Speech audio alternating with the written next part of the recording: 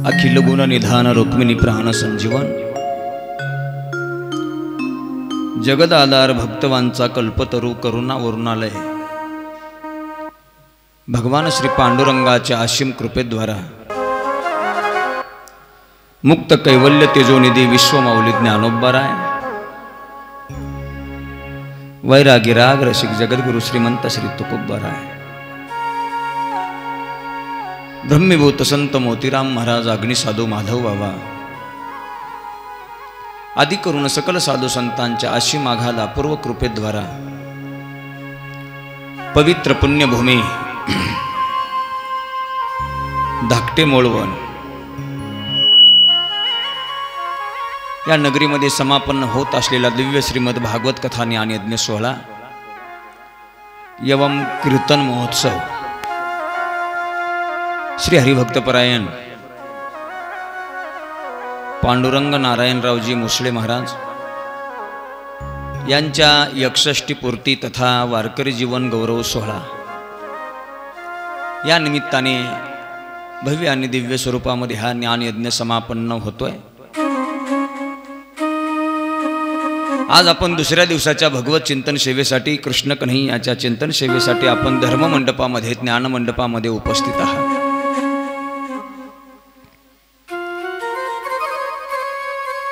कालच्या कथाच्या भागामध्ये आपण कथा प्रारंभी मंगल पाहिलंय आणि माझ्या भगवान कृष्ण कन्हैयाच्या तटस्थ लक्षणाचं वर्णन केलेलं आहे। सच्चिदानंद रूपाय विश्वोत्पत्त्यादि हेतवे तापत्रय विनाशाय श्रीकृष्णाय वयं नमः। या श्लोकामध्ये भगवंताच्या तटस्थ लक्षणाचं वर्णन आपण पाहिलंय। देवाला नमन केलं, देवाला शरण गेल्यानंतर, देवाचं दर्शन घेतल्यानंतर, देवाला नमस्कार केल्यानंतर जीवनामध्ये काय फायदा होत असतो? तिन्ही तापाचं दुःख जीवाला जे भोगावं लागतं त्या तिन्ही तापाच्या दुःखातून माणसाला मुक्त अवस्था प्राप्त होत असते। तिन्ही तापाच्या दुःख त्या जीवाला काही करू शकत नाही। हे फल माझ्या कृष्णाला नमस्कार केलेला, कृष्णाला दर्शन घेतलेलं, श्रीमद भागवत पुराणाचं दर्शन घेतलेलं फल माणसाच्या जीवनामध्ये प्राप्त होतं।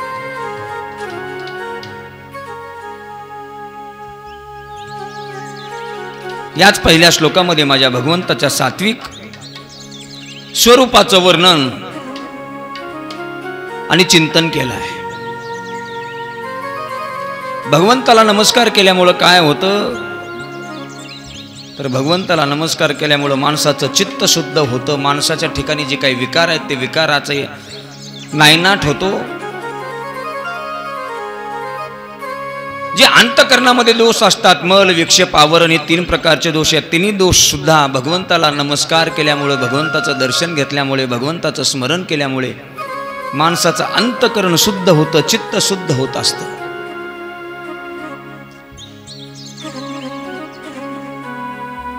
म्हणून कथेच्या प्रारंभाला माझ्या भगवान कृष्ण कन्हैयाला नमस्कार, दर्शन, सात्विक रूपाचं वर्णन या श्लोकामध्ये केलं। आता गुरुला, देवाला नमन केल्यानंतर आता शास्त्र सांगतं देवाला नमन केलं की एकतर संताला नमन करत जावं अथवा गुरुला नमन करत जावं।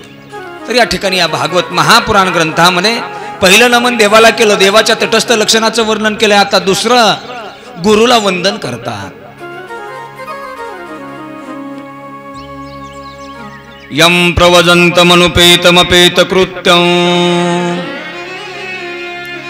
द्वैपायनो विरह कातर आजुहाव पुत्रेति तन्मयतया तरवो भिनेदु स्त्वं भूतहृदयं मुनिमानतोऽस्मि।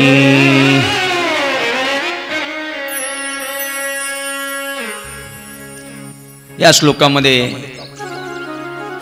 गुरुला वंदन केलं जातं। आता या ठिकाणी कोण गुरु आहेत?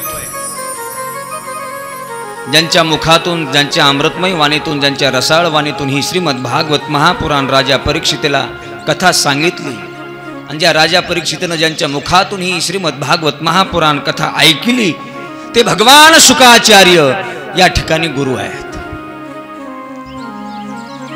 आणि या अनुषंगाने त्यांचं थोडंसं या श्रीमद भागवत महापुराणामध्ये थोडंसं चरित्र येत आहे.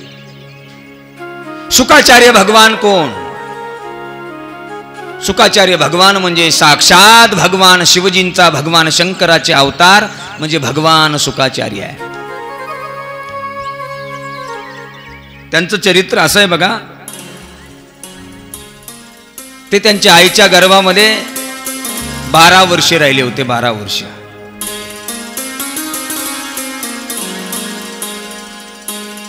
तुम्ही आम्ही पण जन्माला येतो, आम्हाला सुद्धा आईच्या गर्भामध्ये काही दिवस मुक्काम करावा लागतो, पण वर्षावर नसतो आपला मुक्काम, महिनेवारी असतो.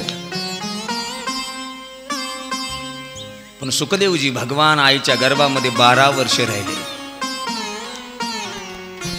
काही काही माणसं गर्भकाळामध्ये सर्वसाधारण असे आपल्या नजरेमध्ये पाहायला मिळतं. तुमचा आमचा जन्म या भूतलावर होत असताना तुमचा माझा गर्भ आईच्या पोटामध्ये असताना 9 महिने 9 दिवसाचा कालावधी आहे. 9 महिने 9 दिवसाच्या नंतर माणूस जास्त काळ गर्भामध्ये राहू शकत नाही. काही काही अलौकिक संत महात्मे होऊन केले ते त्यांच्या आईच्या गर्भामध्ये जास्त काळ राहिले. महात्मा गांधीजी त्यांच्या आईच्या पोटामध्ये ते 18 महिने राहिले होते. 18 महिने. त्याच्यानंतर या वारकरी संप्रदायामध्ये ज्यांचं फार मोठं योगदान आहे, पूज्य गुरुनाम गुरु सद्गुरु वैकुंठवासी बंकट स्वामी महाराज, हे सुद्धा त्यांच्या आईच्या गर्भामध्ये 18 महिने राहिले होते. पण ही जरी सगळी आपण सांगायचं तात्पर्य झालं तरी सगळी मंडळी आईच्या गर्भामध्ये जास्त काळ राहिली, पण ती महिनेवारीच, वर्षावर कोणी नाही. काय होतं जास्त काळ आईच्या गर्भामध्ये राहणाऱ्या व्यक्तीचा सद्गुण एक असतो दादा, त्याचं विशेषत्व एक असतं. जी लोक आईच्या गर्भामध्ये जास्त काळ राहतात ती लोक पराक्रमी निघतात, ती लोक पुरुषार्थी निघतात, त्यांच्या हातून चांगली क्रांती घडत असते.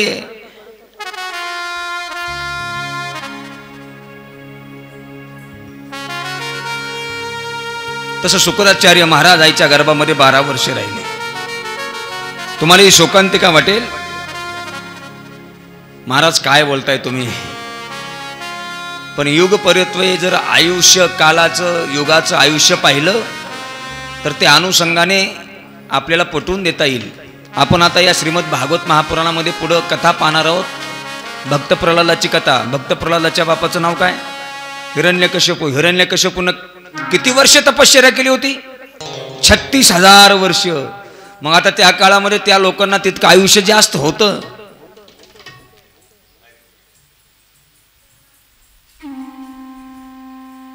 म्हणून त्या काळामध्ये माणसं जास्त का वेळ गर्भामध्ये राहिली असतील ना.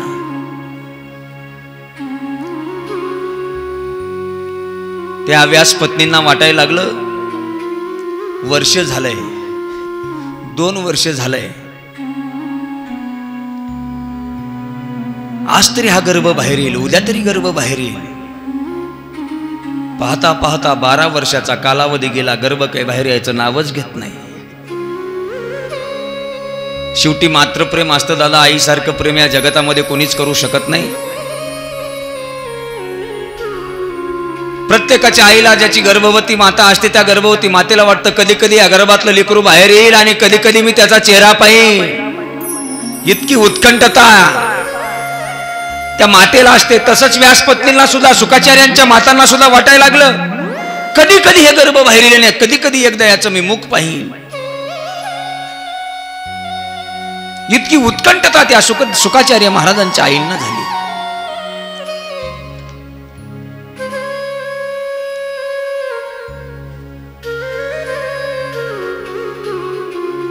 त्यावेळेस व्यासपत्नीने सगळा प्रकार त्यांच्या एका दिवशी पतींना म्हणजे व्यासांना सांगितला. व्यासांना म्हणते, अहो मालक, हे पोटातला गर्भ काही बाहेर याचं नावच घेत नाही. तो काही 1-2 वर्ष राहिला नाही. सर्वसामान्याचे गर्भ 9 महिने 9 दिवस राहतात, पण हा 12 वर्ष पोटात थांबलाय. काहीतरी करा, याला बाहेर काढायचा प्रयत्न करा. व्यासांनी त्यांच्याजवळ कमंडलू होता, त्या कमंडलूतलं पाणी अभिमंत्रित केलं. जसं पाणी अभिमंत्रित केलं तसं गर्भावर शिंपडलं. गर्भावर टाकल्याबरोबर तो गर्भ व्यासाला बोलायला लागला.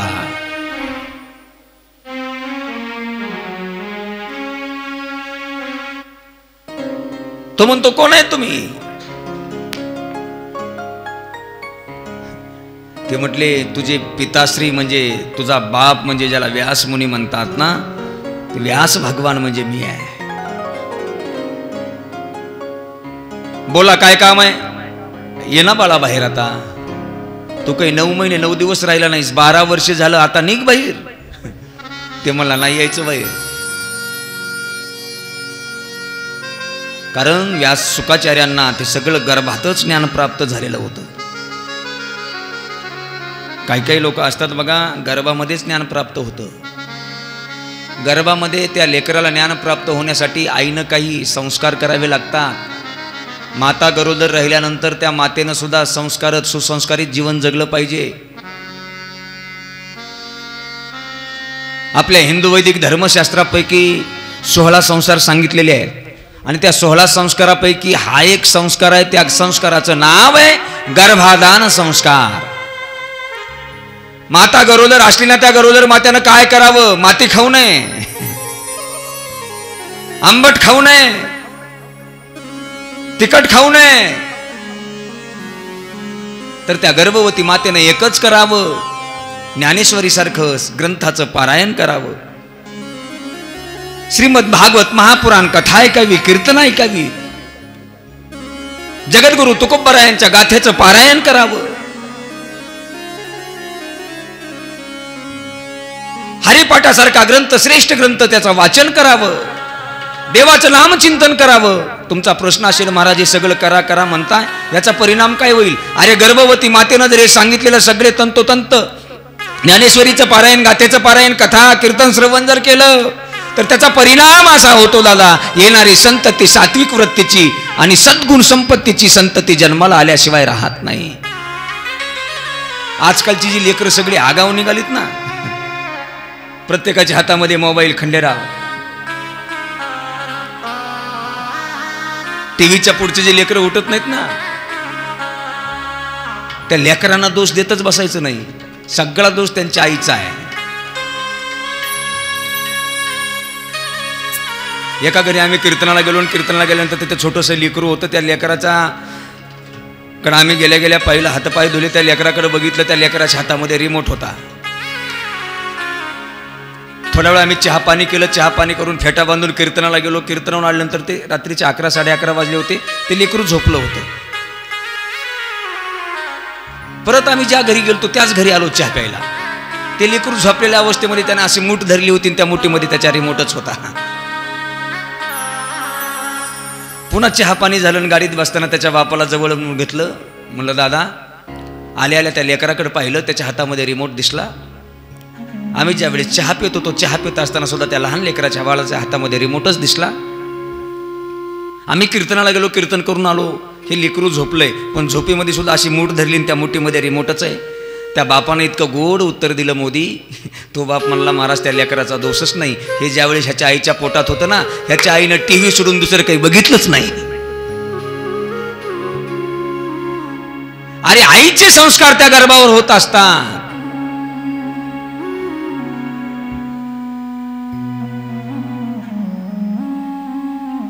शुकाचार्य महाराजांना गर्भामध्येच ज्ञान प्राप्त झालं होतं.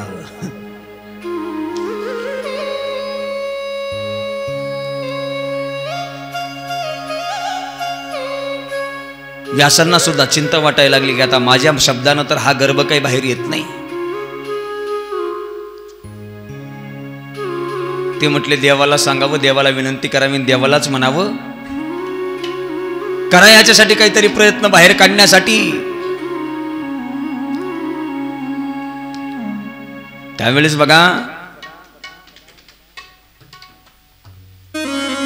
साक्षात जगाचा मालक करतो मान्यता करतो तिन्ही शक्तिधीश परमात्मा त्या व्यास पत्नी जवळ आला, गर्भाच्या पुढे उभा टाकला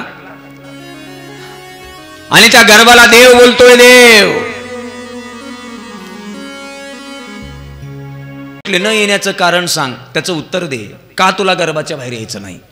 त्यावेळेस ते गर्भ म्हणतो, देवा तुम्ही जर या जगाचे करता धरता करविता साक्षात भगवान असतात. माझा प्रश्न आहे तुम्हाला, या जगतावर सगळी तुमच्या मायेची सत्ता आहे. तुम्ही जी माया निर्माण केली ना, त्या मायेची सत्ता आहे. आणि एकदा का मी इथं जन्माला आलो की त्या मायेची भीती आहे. ती माया माझ्या डोक्यावर बसल्याशिवाय राहणार नाही. आणि ती माया जशी नाचवेल तसं माझं जीवन मला नाचवीत जगावं लागेल. त्या मायेच्या भीतीमुळे मी या गर्भाच्या बाहेर निघणार नाही. देवानं इतकं सुंदर उत्तर गर्भाचं ऐकल्यावर देवाला सुद्धा आश्चर्य वाटायला लागलं. देव म्हटले, कोण आहेस रे तू? त्यावेळेस ते गर्भ बोलतोय, नाहं मनुष्य न च देव यक्षो न ब्रह्मचारी न ग्रही वनस्थू. काय सांगावं देवा, माझं नाव नाही, मी मनुष्य नाही, माणूस नाही. नाहं मनुष्य न च देव यक्षो, मी देव सुद्धा नाही. बर, न ब्रह्मचारी, मी ब्रह्मचारी नाही, मी गृहस्थी नाही, मी संन्यासी नाही, मी वानप्रस्थी नाही. काय म्हणून सांगू तुम्हाला? बरं तुझं नाव? आम्हाला नावही नाही, मला रूपही नाही, मला गावही नाही, मला शिवही नाही.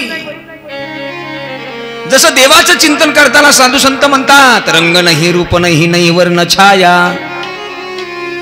निराकार निर्गुण तू हि रघुराया. तसं सुखाचार्यांचं आहे. सुखाचार्य म्हणतात, मी मनुष्य नाही, मी देव नाही, मी राक्षस नाही, ब्रह्मचारी नाही, वानप्रस्थी नाही, संन्यासी नाही, गृहस्थी नाही. इतकं सुंदर गर्भ बोलायला लागल्यानंतर देवाला आनंद वाटायला लागला. देव म्हटले, इतकं तुला गर्भात ज्ञान? तुला मायेचीच भीती आहे ना गर्भा? हो देवा, त्या मायेचीच भीती आहे. अरे ती माया मी तयार केलेली आहे, माझ्यापासून तयार झालेली माया आहे. ती माया मी जसं बोलेल तसं बोलते. ती माया मी जसं नाच म्हणेल तसं नाचते. 15व्या अध्यायामध्ये फार गोड चिंतन आलेलं बघा भगवद्गीतेमध्ये. दैवी ह्यस्या गुणमयी मम माया दुरत्यया. ती माया म्हणजे मी तयार केलेली आहे. तुला शब्द देतो, तुला वचन देतो गर्भा. त्या मायेची तुला जी भीती आहे ना, ती माया तुला काहीच करू शकणार नाही. निघ बाहेर. त्यावेळेस गर्भ म्हटला, वचन द्या वचन. देवानं त्या गर्भाला वचन दिलं सुखाचार्यांना. आणि मग सुखाचार्य गर्भाच्या बाहेर निघाले. निघताना सुद्धा असं बेडर धाडस वृत्तीने निघाले नाहीत. घाबरत घाबरत, भीत भीत गर्भाच्या बाहेर. ब्राह्मणाची पोरी का खेळाशी भ्याले, ब्राह्मणाची पोरी का खेळाशी भ्याले, ब्राह्मणाची पोरी का खेळाशी भ्याले, ब्राह्मणाची पोरी का खेळाशी भ्याले. 12 वर्षन पाले रे, 12 वर्षन पाले रे. कापत कापत बाहेर आले, कापत कापत बाहेर आले. नागवच पळून गेले रे,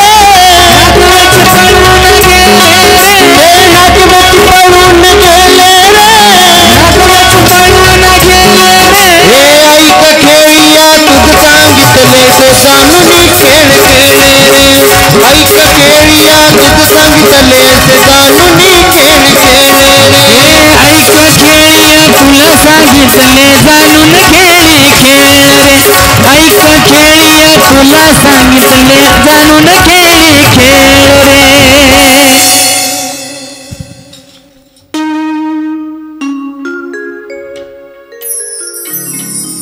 ब्राह्मणाचे पोरे एका खेळाशी भ्याले.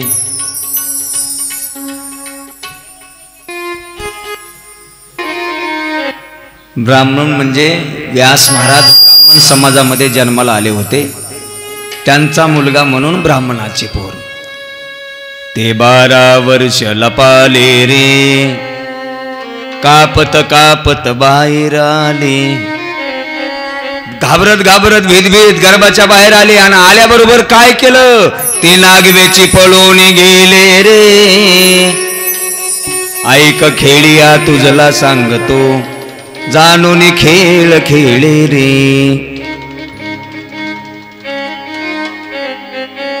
कशाला भीत असतील ते? या मायेला भेतात.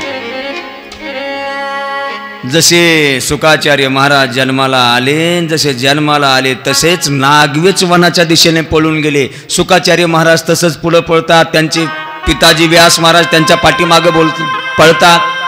पळता पळता पळता पळता आता याला नावही नाही, याला रुपये नाही, याचं नावही ठेवलं नाही, याचं नामकरण विधी झाला नाही, याला थांबवायचं, याला आवाज द्यायचा, आता काय म्हणून बोलावं याला?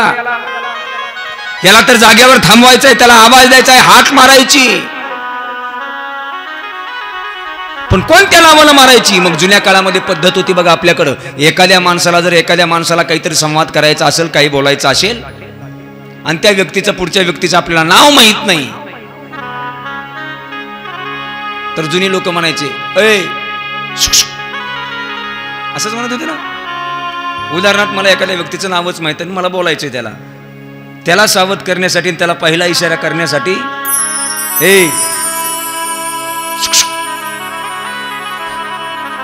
हे जे सुख सुख म्हणले व्यास महाराज, पोरा सुख सुख म्हणले, ते त्यांचं नाव सुकाचार्य महाराज पडलं. बोला सुखदेव भगवान की जय. श्रीमद भागवत महापुराण की जय. राधे श्याम.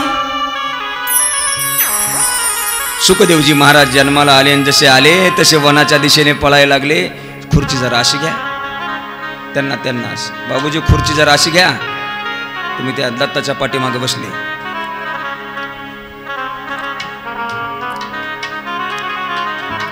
हा, जसे नागवे पळून गेले ना,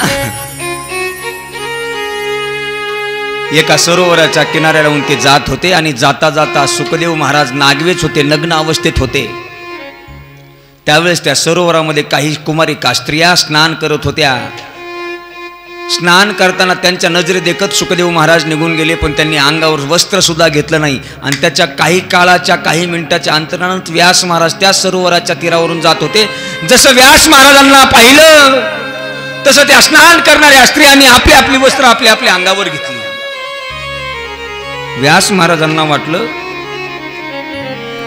माझा तरणा बांड पोरका आता ह्या सरोवराच्या किनाऱ्याहून गेलाय. त्याची लाज ह्या बायांना वाटली नाही, या स्त्रियांना वाटली नाही. मी तर वयोवृद्ध पुरुष झालोय, म्हातारा झालोय, आणि मी जाताना या स्त्रियांनी अंगावर वस्त्र काय म्हणून घेतले असतील. व्यास महाराजांना राहुलं नाही. त्या स्त्रियांना त्या व्यास महाराज विचारतात, मुलींनो, आताच काही वेळामध्ये माझा तरणा बांड मुलगा या सरोवराच्या किनाऱ्याहून गेला, ते तुम्ही तुमच्या नजरेनं पाहिलाय, आणि त्याला पाहून तुम्ही अंगावर वस्त्र घेतली नाही. पण मी वयोवृद्ध जखड असा वृद्ध म्हातारा पुरुष झालोय. आता मी इथं आलोय, जसं तुम्ही मला पाहिलं ना तशी तुमची वस्त्र पटपट तुम्ही अंगावर घेतली. कारण काय सांगा बरं?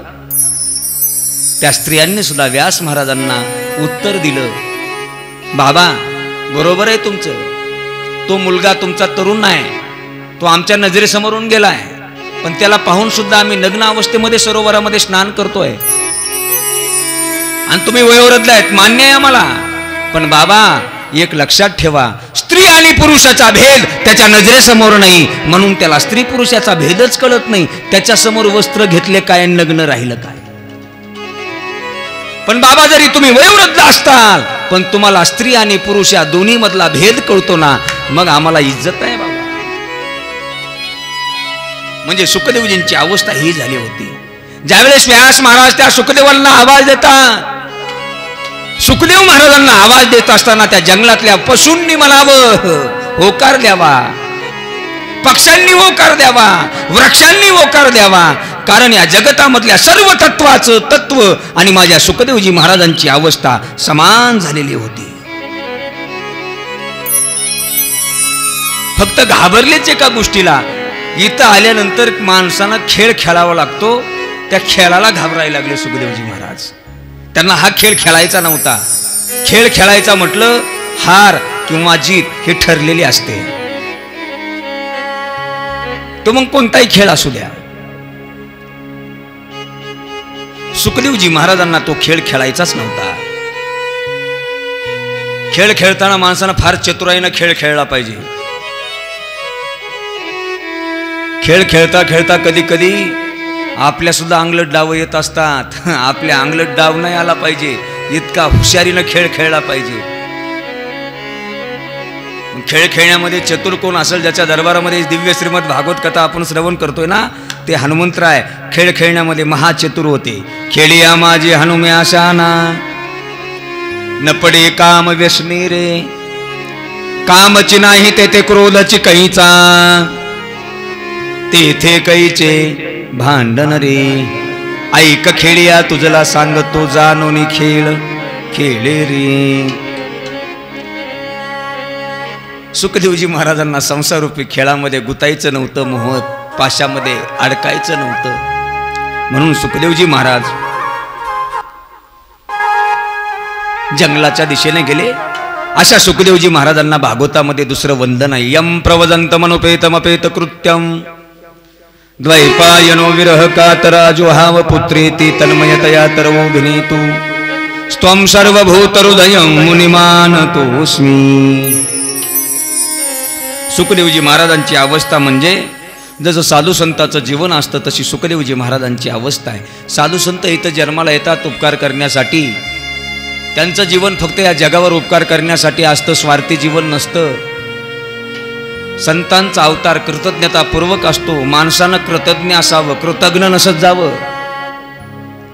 कृतज्ञ वेगळा आणि कृतज्ञ वेगळा.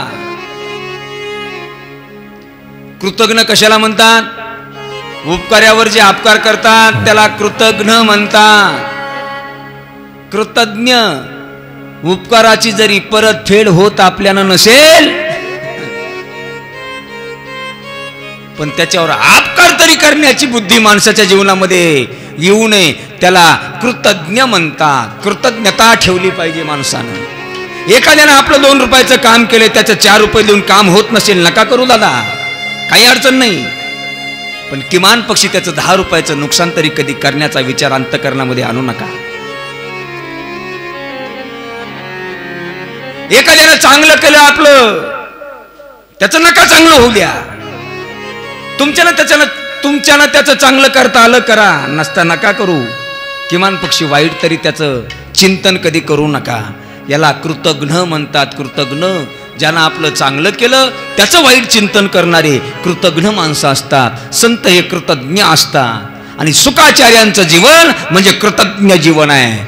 कृतज्ञ म्हणजे या जगावर नुसता उपकारच करायचा, याच्यासाठी सुखाचार्यांचा अवतार आहे. जगाच्या कल्याण संतांचे विभूती, जगाच्या कल्याण संतांचे विभूती, जगाच्या कल्याण संतांच्या विभूती, जगाच्या कल्याण संतांच्या विभूती,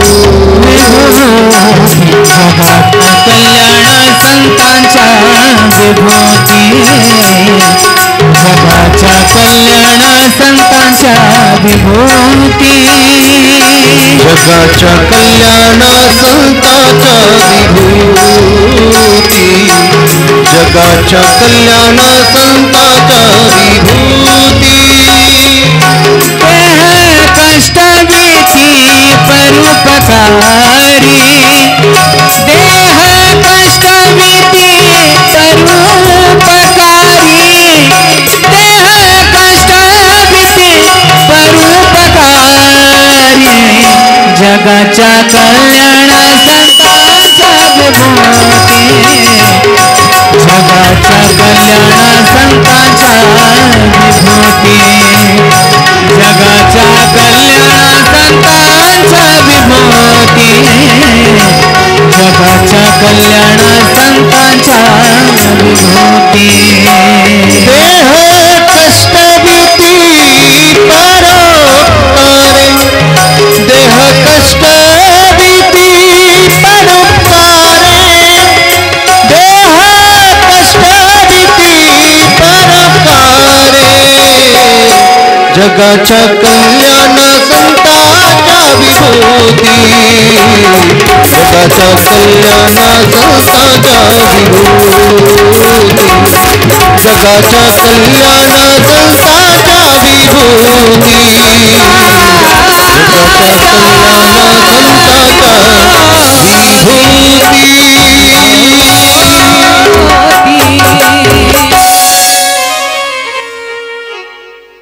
जगाच्या कल्याणा संताच्या विभूती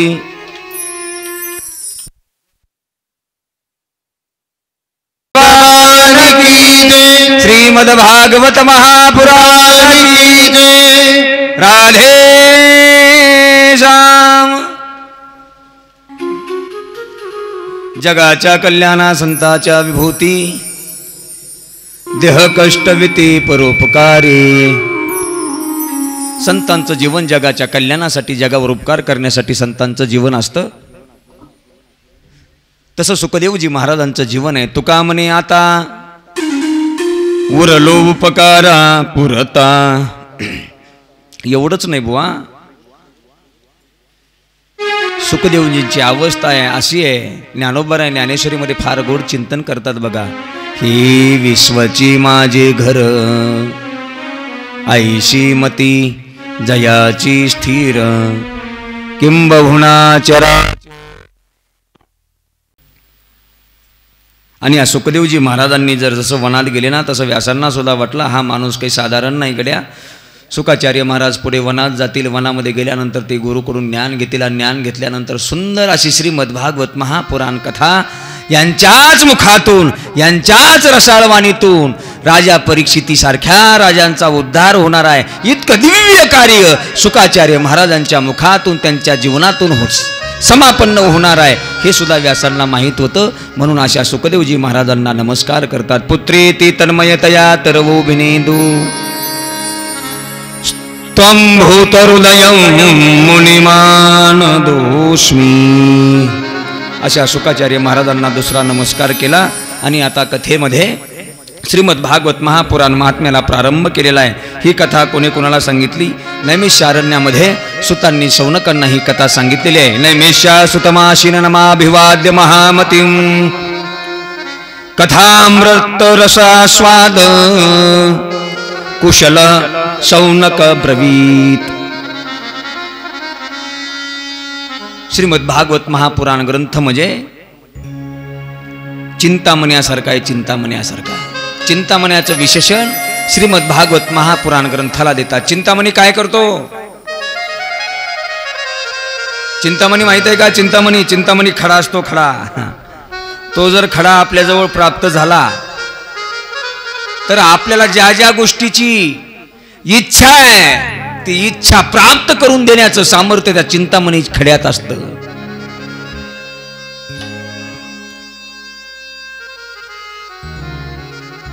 इतकं त्या चिंतामणी खड्याचं वैशिष्ट्य आहे।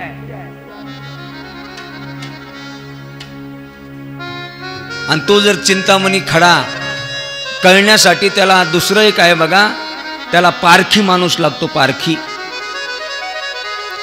त्याला ओळखणाऱ्या माणसाची नितांत गरज आहे। एखादा शेळी राखे असावा, शेळ्या चरण्यासाठी जंगलात जावा। आणि शेळ्या चरण्यासाठी जंगलात गेल्यानंतर ते चिंतामणी खड्याचं वैशिष्ट्य आहे, तो चमकत राहतो, हा सारखा चमकतो, चमचम चमचम चमकतो। आणि गारगोट सुद्धा चमकती, हा गारगोट बघितली असेल ना आपण, गारगोट चमकती। चिंतामणी खड्याचं वैशिष्ट्य, चिंतामणी खडा आणि गारगोट दिसायला सारख्या असतात, सारख्या।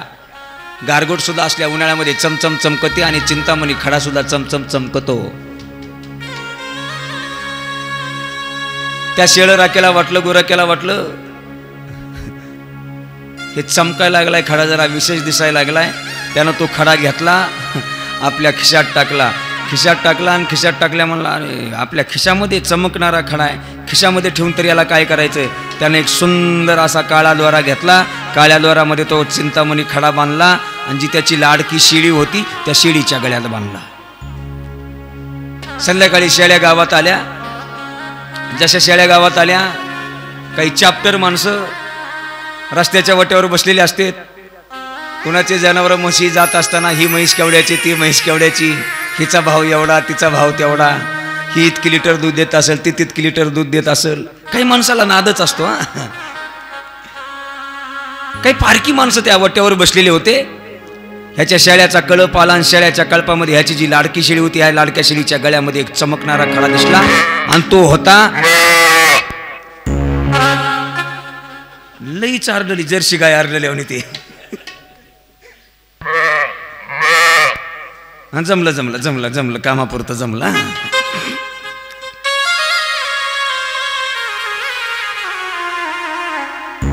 त्या चॅप्टर माणसानं ओळखलं, अरे हा खडा काहीतरी विशेष आहे. अरे तो रत्न पारकी माणूस होता, त्यानं ओळखला लगेच हा चिंतामणी खडा आहे. मग ही चॅप्टर माणसं चांगली कामं करायची म्हटल्यास असे उजेगर कामं करत नसतात. महत्वाचं फायद्याचं काम करायचं म्हटलं, ज्याच्याकडून काम करून घ्यायचंय, रात्रीच्या त्याच्या घरात जायचं गुपचूप. ह्या बिचाऱ्यानं गेलं, शेळ्या घरी बांधल्या, बायकोला म्हणला भाकर टाक, बायकोनं भाकर टाकली, शेळीचं दूध काढलं, शेळीच्या दुधामध्ये भाकर कुस्करली, कांद्याची कचकच कचकच वाटून बायकोला चटणी करायला लावली आणि छानपैकी शेळीचं दूध आणि भाकरी आणि कांद्याची चटणी असं नंबर एक जेवलं. जेवून असं उन्हाळ्याचे दिवस होते, अंगणामध्ये बाज टाकली आणि बाजावर बसलं तर हे चॅप्टर त्याच्या घरी पोचलं. राम राम राम राम राम राम. हा पाटील तुम्ही आलात, बसा पाटील बसा पाटील. गावातला श्रीमंत माणूस एखाद्या गरीबाच्या घरी जर गेला ना, त्या गरीबाला आनंद फार होत असतो दादा. म्हणून श्रीमंत माणसांनी जरा गरीबावर लक्ष ठेवलं पाहिजे. पैशाची मस्ती, संपत्तीची मस्ती आयुष्यात कधी जात नसते. अरे गरिबीची जाण ठेवा आणि एखाद्या गरीबाच्या घरी येत जा, जात जा, त्याच्या सुखादुखामध्ये मदत करत जा, त्याच्या आडी अडचणीला कधी कामाला पडत जा. 10ची टक्केवारी 5ची टक्केवारी मड्यावर बांधून न्यायची नाही.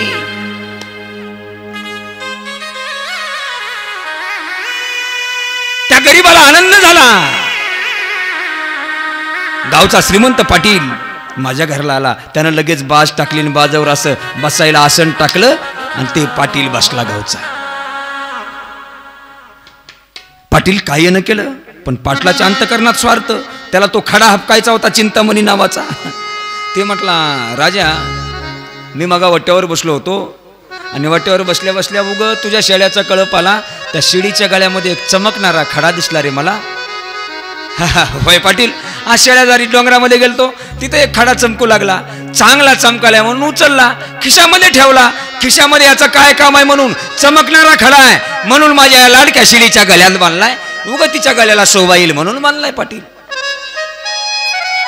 बरं बरं बरं, तुला डोंगरात सापडला वय खडा? हो पाटील, डोंगरात सापडला.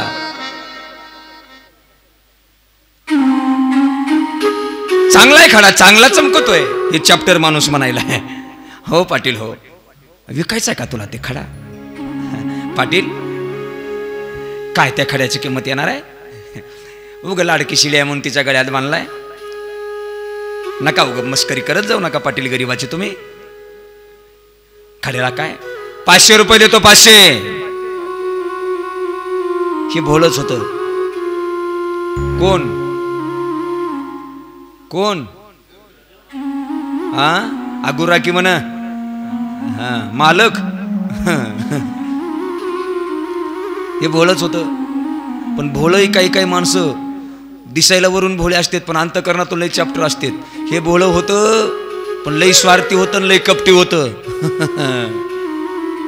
काही बी काम करायचं म्हटलं की माझ्या भोळेपणाचा लोक फायदा घेतात म्हणून अगोदर चॅप्टर त्यानं बायको केली होती, बायकोकडे जाई, अगं फलाना फलाना मालिक पाटील गावबा असा म्हणालाय, करू का नको ते ऐकू. अगोदर बायकोचा विचार घ्यायचं आणि बायकोला विचारल्याशिवाय काहीच करायचं नाही त्यानं.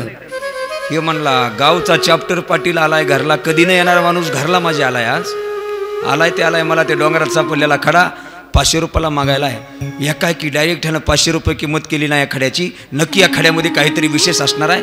पण पटकन आपण आताच हो म्हणायचं नाही, बायकोला जाऊन विचारायचं.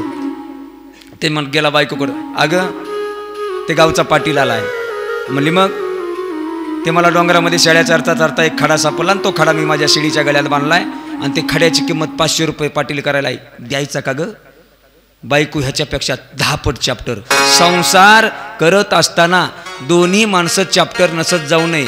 नवरा बी चॅप्टर नसला पाहिजे आणि बायकोही चॅप्टर नसला पाहिजे. दोन्ही चॅप्टर झाला दोन्ही नवराई चॅप्टर आणि बायको चॅप्टर झाली एका वर्षात घटस्फोट. एखादं तरी भोळं पाहिजे आणि एखादं तरी चॅप्टर पाहिजे तरच ते चालतं बरं का. एखाद्या घरचा पती भोळा असेल तर पत्नी चतुर असते म्हणून ते संसार चालतो. एखाद्या घरची बाई भोळी असेल तर तिचा मालक चतुर असतो म्हणून तो संसार चालतो. कोण आहे?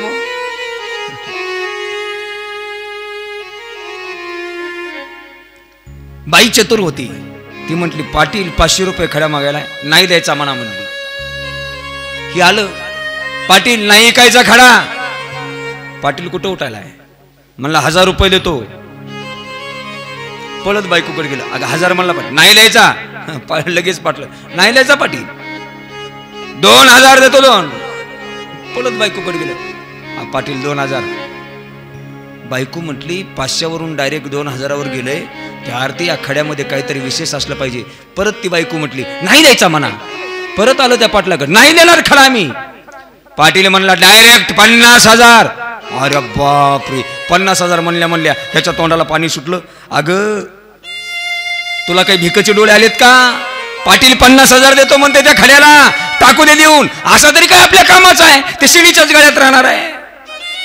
पण बाई चतुरच होती. हा बाई म्हटली नाही मालक 50,000 नाही 1,00,000 रुपये जरी दिले तर तो खडा त्या पाटलाला द्यायचा नाही. हे म्हणतं अगं नाही खरंच बायाची बुद्धी चलत नाही. बायाची बुद्धी फक्त चुलीच्या पुरतीच. माझ्यापेक्षा शानी झालीस का तू? अगं ते डोंगरात सापडला ग शाळ्याचा अर्था चारताना उगा मी शिडीच्या गळ्यात बांधलाय. द्यालय पाटील 50,000 टाकू दे देऊन. वर्ष आपलं आनंदानं समाधानानं जाईल. बाई स्वयंपाक रूम मधून बाहेर आली आणि पाटलाला म्हणली पाटील तुम्ही 500चा खडा 50,000 पर्यंत तुम्ही त्याची किंमत नेलीला पाटील. नक्की मी सांगते पाटील 50,000 पर्यंत तुम्ही ज्या खड्याची किंमत केली नक्की या खड्यामध्ये काहीतरी विशेष गुणधर्म असला पाहिजे आणि हा खडा मला विकायचाच नाही मी देणारच नाही. असा ज्यावेळेस त्या पत्नीनं त्या भोळ्या शेरकऱ्याच्या पत्नीने सांगितलं त्यावेळेस पाटील म्हणला असाही तसाही आपल्याला खडा मिळणार नाही ना. त्यावेळेस तो रत्नपारखी पाटील म्हणला अगं काकू हा खडा काही सर्वसामान्य नाही.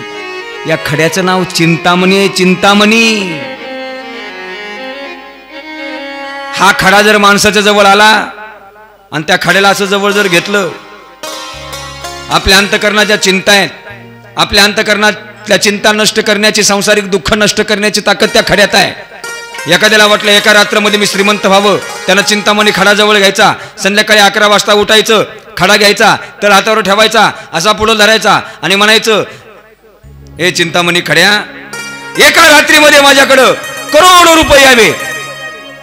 ती रात्र सुद्धा लागत नाही काही क्षणामध्येच कितकं धन संपत्ती त्या माणसाच्या जीवनामध्ये प्राप्त होते. हे सगळं जे सांगायचंय मला करमत नाही म्हणून सांगायलो का?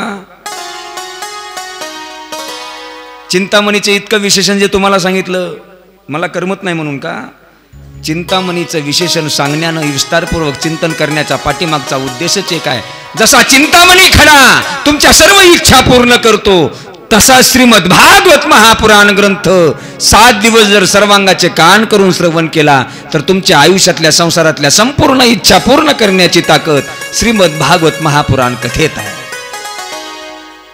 एवढंच नाही याच ग्रंथाला कामधेनूची उपमा सुद्धा दिलेली आहे. कामधेनू काय करते? सर्व इच्छा पूर्ण करण्याची ताकद कामधेनू गायीमध्ये आहे.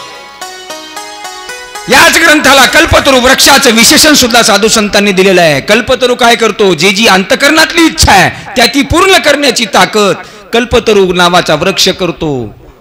निगम कल्पोर गलितम फलम कल्पतरूचं विशेषण सुद्धा या श्रीमद भागवत महापुराण ग्रंथाला दिलेलं आहे. म्हणून आपल्या जीवनातल्या समस्या मिटवण्याची शक्ती एकाच कथेमध्ये एकाच ग्रंथामध्ये आहे ते म्हणजे श्रीमद भागवत महापुराण ग्रंथात. बोलिए श्रीमद भागवत महापुराण की जय. गोपाल कृष्ण भगवान की जय. चिंतामणीचं विशेषण कामधेनूचं विशेषण कल्पतरूचं विशेषण या ग्रंथाला दिलेलं आहे आणि या ग्रंथाचा 2 प्रकारे महिमा सुद्धा वर्णन केलेला आहे. स्वरूपगत महिमा आणि शक्तिगत महिमा. माझ्या विश्वमाऊली ज्ञानोबरायांच्या जीवनाकडे जर आपण दृष्टिक्षेप टाकला तर ज्ञानोबरायांचा 2 प्रकारे महिमा आहे. ज्ञानोबरायांचा स्वरूपगत महिमा काय? कैवल्याचा पुतला प्रगटला भूतला, चैतन्याचा जिव्हाला ज्ञानोबा माझा. हे माझ्या ज्ञानोबरायांचा स्वरूपगत महिमा आहे. स्वरूपगत आणि शक्तिगत महिमा ज्ञानोबरायांचा काय असेल? साधकाचा माय बाप दरुशने हरे ताप, सर्वभूती सुख रूप ज्ञानोबा माझा. हा माझा ज्ञानोबरायांचा शक्तिगत महिमा आहे. तसा या भागवताचा सुद्धा 2 प्रकारे महिमा आहे. एक स्वरूपगत महिमा आणि दुसरा शक्तिगत महिमा. कल्पतरूचं विशेषण सुद्धा या भागवत ग्रंथाला दिलेलं आहे. अशा श्रीमद भागवत महापुराण कथेची सुरुवात नैमिषारण्यामध्ये झालेली आहे. नैमिष सुतमाशीन नमाभ्यवाद्य महामतीम. आणि या नैमिषारण्यामध्ये शौनक नावाचे 88,000 ऋषी आहेत. आणि या ऋषींनी मनात संकल्प केला की आपण दिव्य श्रीमद भागवत कथा श्रवण करावी. सूत मुनींनी त्यांना ती कथा सांगितली. आता संकल्प चांगला असल्यामुळे सत्य संकल्पाचा दाता नारायण पूर्ण करी मनोरथ. आणि त्या नैमिषारण्यामध्ये शौनक नावांच्या ऋषींना 88,000 शौनक नावांच्या ऋषींना सूतमुनी भागवत कथा सांगतात. तिथलं वर्णन श्रीमद भागवत महापुराण ग्रंथात आलेला आहे. अज्ञानधांत विध्वंसं कोटी सूर्य समप्रभ, सुताक्या हि कथासारं मम कर्ण रसायनम. त्या नैमिषारण्यामध्ये सुरुवातीला सूत मुनींनी ही कथा शौनक नावांच्या ऋषींना सांगितली. आता हीच कथा पुढे आपण पाहणार आहोत. तत्पूर्वी सर्वांनी माझ्या देवाचं भगवत चिंतन आपल्या दोन्ही हातानं टाळी वाजवून आणि मुखानं नामचिंतन घेऊन भगवत चिंतन करायचं. गोविंदा गोपाला मुरली मनोहर नंदलाला. जय हो. गोविंदा गोपाला मुरली मनोहर नंदलाला.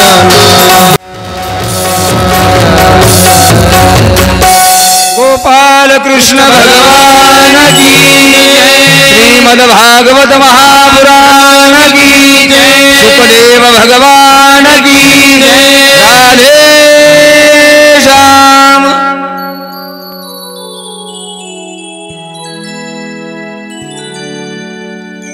ही नैमिषारण्यामध्ये सूत मुनींनी 88,000 शौनकांना कथा सांगितली. ती कथा सांगत असताना सूतमुनी शौनकांना म्हणतात, एकदा काय झालं बघा शौनकांनो. नारद मुनी सतत भ्रमण करतात. नारद मुनी भ्रमण करतात ती एका लोकामध्ये नाही, स्वर्गामध्ये, मृत्यू लोकामध्ये आणि पाताळा लोकामध्ये. तीही त्रिभुवनी गमन नारदा, हाती विना सदा नाममुखी.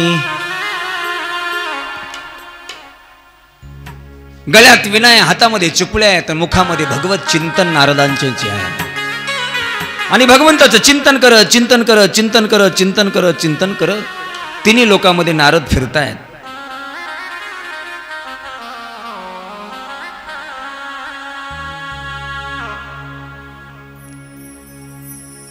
आणि फिरता फिरता काय झालं बघा,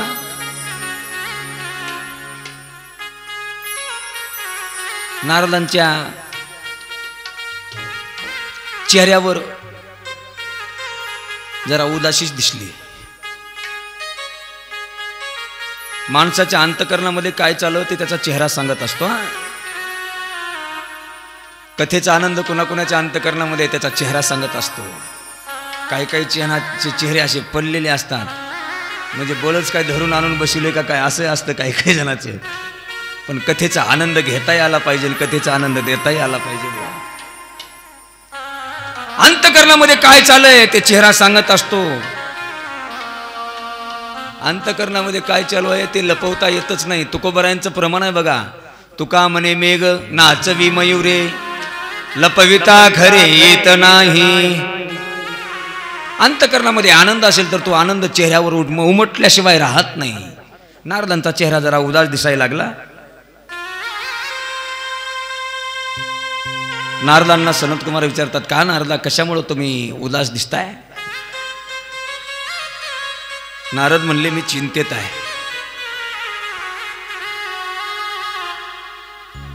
सनत कुमारजी म्हणतात, कशाची चिंता आहे? नारद म्हणतात, माझी चिंता नाही, या कलियुगातल्या लोकांची चिंता लागली मला.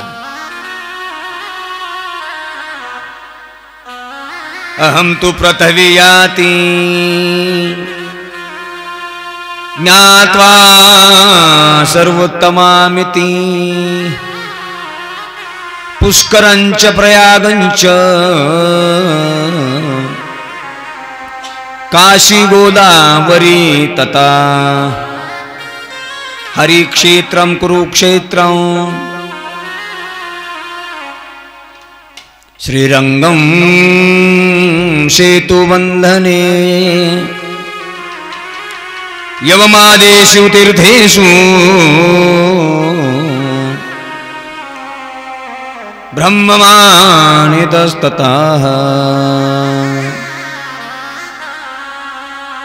नारद म्हणतात, ही पृथ्वी फार उत्तम आहे. ही पृथ्वी सर्वोत्तम आहे असं समजून या पृथ्वीचं मी भ्रमण करत होतो. मी काही काही तीर्थाच्या ठिकाणी गेलो. कुठे कुठे गेलो? हरिक्षेत्रम, हरिक्षेत्र म्हणजे हरिद्वारला गेलो. कुरुक्षेत्रम, कुरुक्षेत्राला गेलो. श्रीरंगम, श्रीरंगाला गेलो. पुष्कर नावाच्या तीर्थाला गेलो. सेतुबंधनम म्हणजे रामेश्वरला गेलो.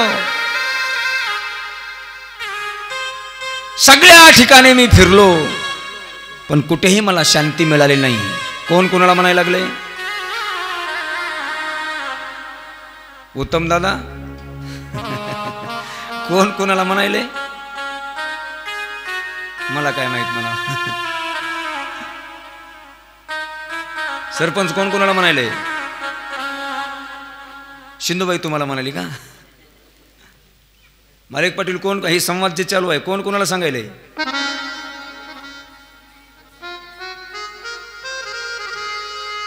कुंटल कुंटल अन्नाचं वाटोळ केलं रे बाबा.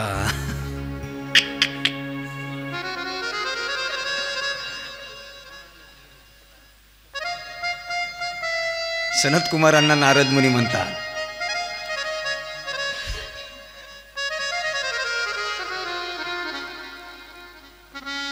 या कलियुगामध्ये कुठंच माझ्या मनाला शांती मिळाली नाही.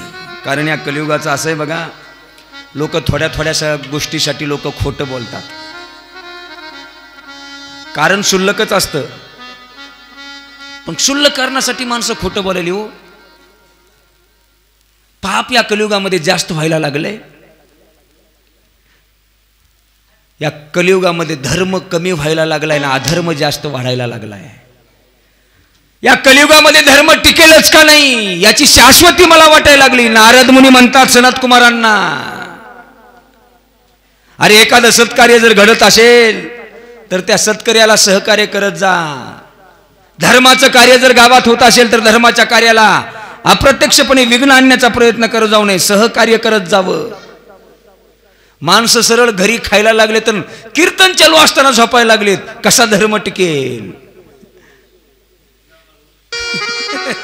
खोटे लबाड.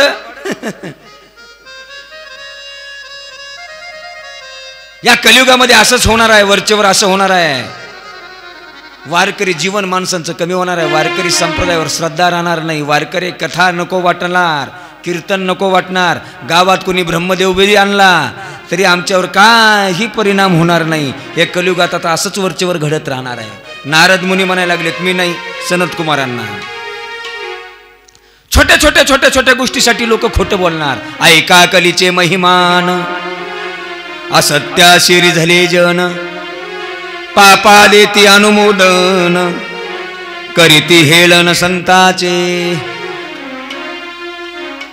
असत्याशी रिजले जन. माणसं खोटं बोलायला लागली, खोटं. पण माणसानं खोटं बोलत जाऊ नये. शेवटी विजय किती युग, कोणतं कलियुग असू द्या, कोणताही युग असू द्या, शेवटी विजय सत्याचा आहे, हे लक्षात ठेवा. खोटे बोलणारी माणसं माझ्या डोळ्यात देखत येडं होऊन फिरायला लागली. खरं बोललं खरं. 1 महिना 2 महिना 3 महिना 4 महिना 5 महिना नाही, एखादी व्यक्ती जर लगातार 12 वर्ष खरं बोलली, 12 वर्ष, तर 12 वर्षानंतर त्याच्या जीवनामध्ये होणारा परिणाम असा होतो, 12 वर्षाच्या नंतर ती व्यक्ती जे बोलल ते खरं झाल्याशिवाय राहत नाही. याला वाचा सिद्धीचं तप म्हणतात. म्हणून हे वाचा सिद्धीचं तप येण्यासाठी बाबूजी काय करावं लागतं? खरं बोलावं लागतं. आताच्या महाराज लोकांनी जर शाप दिला, माईच्यान त्याच्या शापानं कावळा बी मारणार नाही. कारण सर्रास महाराज लोक खोटं बोलायला लागले. त्याच्यामध्ये मी पण आहे, मी पण आहे. मला वगळून बोलत नाही मी.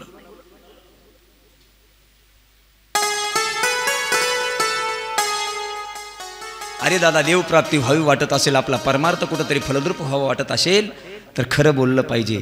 नारद म्हणतात, या कलियुगामध्ये माणसं खरं बोलणार नाहीत. छोट्या छोट्या स्वार्थासाठी, छोट्या छोट्या गोष्टीसाठी माणसं खोटं बोलतात, खोटं. एवढंच नाही, आणखी मी या कलियुगामध्ये या पृथ्वीवर भ्रमण करताना पाहिलंय. अठशुला जनपदा शिवतुला द्विजातया, कामिन्या केशशुल्ला संभवंती कला विवाह. या कलियुगामध्ये काय काय होणार आहे? लोक अन्नाचा विक्रय करतील, अन्न विकतील लोक. अरे जे अन्नदान हे सर्वात श्रेष्ठ दान म्हणून शास्त्रानं सांगितलेलं आहे, लोक ते अन्नदान करण्यापेक्षा अन्नाचा विक्रय करतील. एवढंच नाही, जे ब्रह्मवृंद भूदेव म्हणतो आपण, भूदेव, त्यांच्या मुखातून वेदाच्या रुच्या, वेदाच्या मंत्र म्हणण्याची परवानगी भूदेवांना आहे. पण ते भूदेव आपण देव मानणारे असतो सुद्धा, ते भूदेव ब्राह्मण लोक सुद्धा वेदाचा विक्रय करतील. याच्याही पुढे जाऊन नारद म्हणतात, या स्त्रिया आपल्या देहाचा विक्रय करतील. असे अनेक अनेक अनेक या कलियुगामध्ये दोष होणार आहेत, मोठं पाप होणार आहे.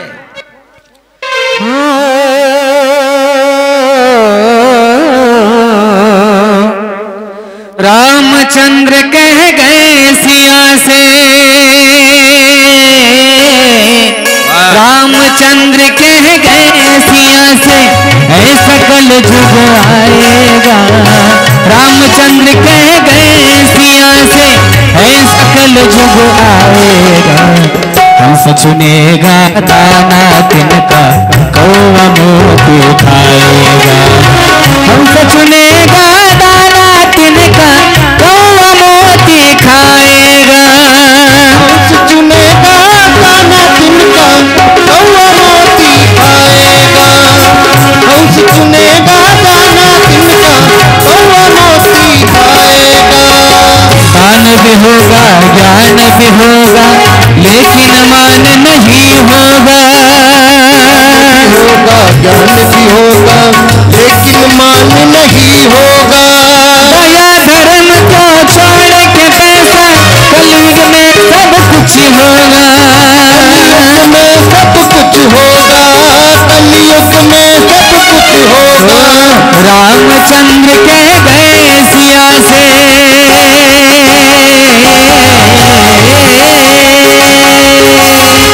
रामचंद्र कह गए सिया से, ऐसा कल जुग आएगा. हमको चुनेगा दाना तिनका, कौवा मोती खाएगा. हमको चुनेगा दाना तिनका, कौवा मोती खाएगा. हमको चुनेगा दाना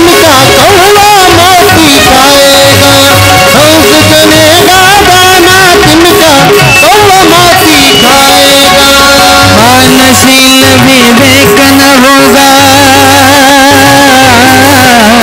मानशील विवेक न होगा और बढ़ेंगे अज्ञानी, मर्यादा तोड़ेंगे हरदम लोभी ढोंगी अभिमानी, लोभी ढोंगी अभिमानी। जितना होगा पाखंडी वो ज्ञानी कहलाएगा, हमसे सुनेगा दारा तिनका वो मोती खाएगा, हमसे सुनेगा दारा तिनका वो मोती खाएगा, मोती खाएगा, हमसे सुनेगा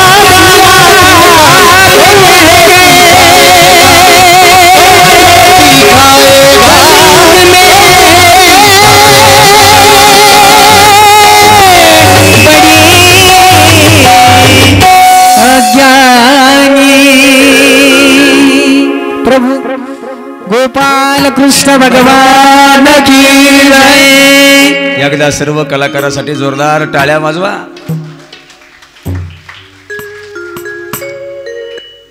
ह्याच्यावर नेमकं काय झालं इकडल्या बायाली जरा टाळ्या वाजवा म्हणल्या ह्याच्या त्याच्या तोंडाकडे बघू नका, टाळी वाजवा जोरात, टाळी सगळेजण एकदा. हा चांगली चांगली कलाकार मंडळी स्टेजवर आलेली, आपल्या गावात स्वागत केलं पाहिजे आपण. हे सगळं कलियुगातलं चालू आहे बघा, कलियुगातलं नारद मुनी सांगायला लागले. एवढंच नाही, सगळं कलियुग म्हणजे दोषानं ठासून भरलेलं कलियुग आहे. या कलियुगामध्ये काय काय होणार आहे. तुकडोजी महाराजांचं एक फार सुंदर गीत आहे बघा, ऐका. या कलियुगामध्ये काय काय होणार आहे. तुकडोजी महाराज म्हणता, देवाच्या मंदिरात चोरी पाहिली, सज्जनाच्या गळ्यावरती सुरी पाहिली, साधू संतांमध्ये हाणामारी पाहिली, पतिव्रता सोनी उपाशी राहिली, अशी कशी दुनिया चंद्रावर चालली, चंद्रावर चालली, अशी कशी दुनिया चंद्रावर चालली, चंद्रावर चालली, अशी दुनिया चंद्रावर चालली, चंद्रावर चालली, अशी कशी दुनिया चंद्रावर चालली, चंद्रावर चालली. जय हो.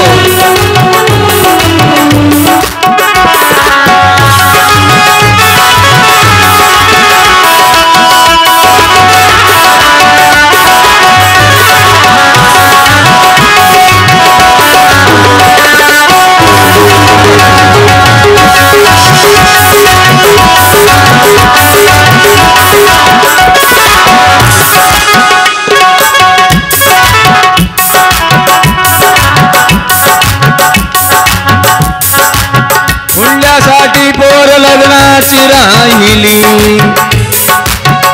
हो हुंडा दिल्यावरी पोर उभी झालली, बायकोने नवऱ्याची मर्जी मोडली, मग नवऱ्याने बायको बेभान झोडली.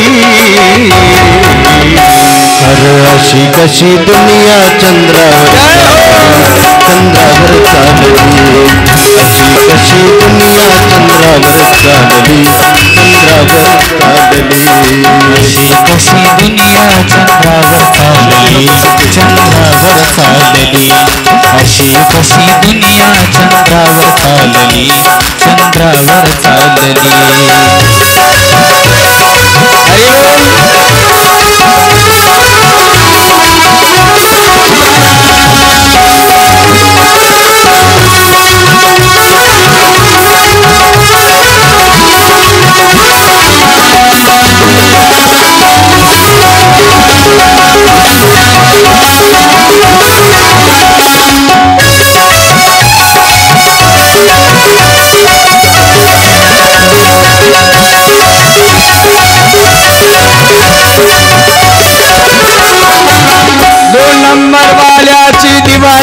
पाहिली, गरीबाच्या घरामध्ये भोळी पाहिली, आटकी तुटकी साडी अंगावरती पाहिली, लाज शर्मेने खमान खाली घाली माऊली, अशी कशी दुनिया चंद्रावर चंद्रावर चालली, अशी कशी दुनिया चंद्रावर चालली, चंद्रावर चालली, अशी कशी दुनिया चंद्रावर चालली, चंद्रावर चालली, अशी कशी दुनिया चंद्रावर चालली, चंद्रावर चालली.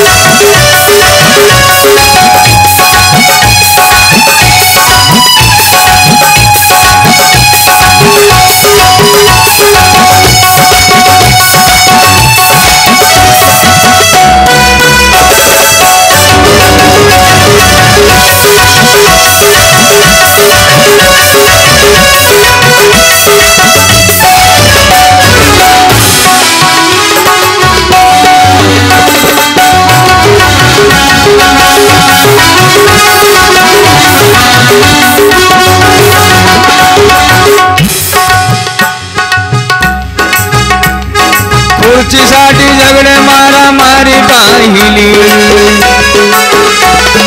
लाच लुचपत घेताना लोक पाहिली, गावागावात आपसात लोही पाहिली, गरिबाची गरिबी जागचे जागी राहिली, अशी कशी दुनिया चंद्रावर चालली, चंद्रावर चालली, अशी कशी दुनिया चंद्रावर चालली, चंद्रावर चालली, अशी कशी दुनिया चंद्रावर चालली, चंद्रावर चालली, अशी कशी दुनिया चंद्रावर चालली, चंद्रावर चालली.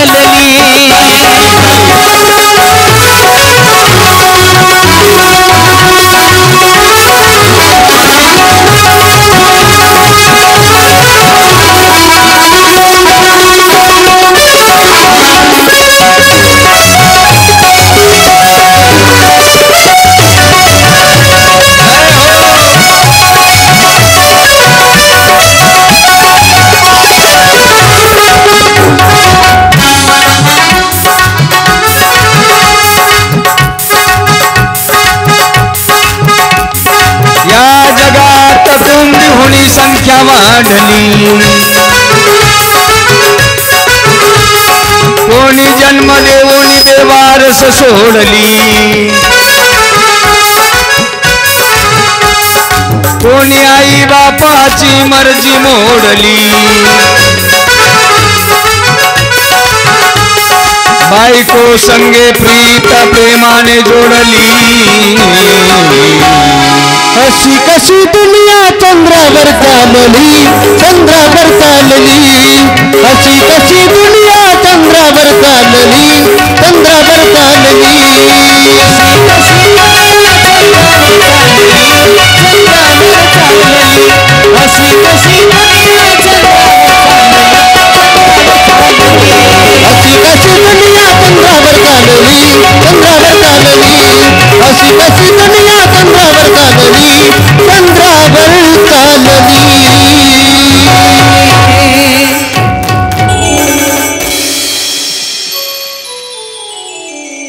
अशी कशी दुनिया चंद्रावर चालली,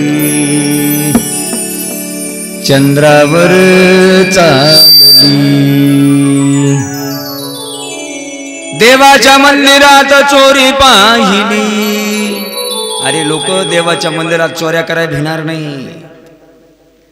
सज्जनाच्या गळ्यावरती सुरी पाहिली, जे माणूस या कलियुगामध्ये इमानदारीनं सज्जनपणानं वागेल ना त्याच्याच गळ्यावर सुरी आहे. जे बेईमान वागणाऱ्या जाती आहेत ते आनंदानं आणि सुखादाम समाधानानं नांदणार आहे. एवढंच नाही, साधू संतांमध्ये हाणामारी पाहिली. अरे जे जगाला उपदेश करायला निघालेले आहे, जी कमरा बांधून कीर्तन करतात, जी व्यासपीठावरून कथा सांगतात, लोकाला उपदेश करतात, आणि ह्यांच्यामध्येच या कलियुगामध्ये हाणामाऱ्या लागणार आहेत. लागलेल्या आपण डोळ्यांना बघतोय. पण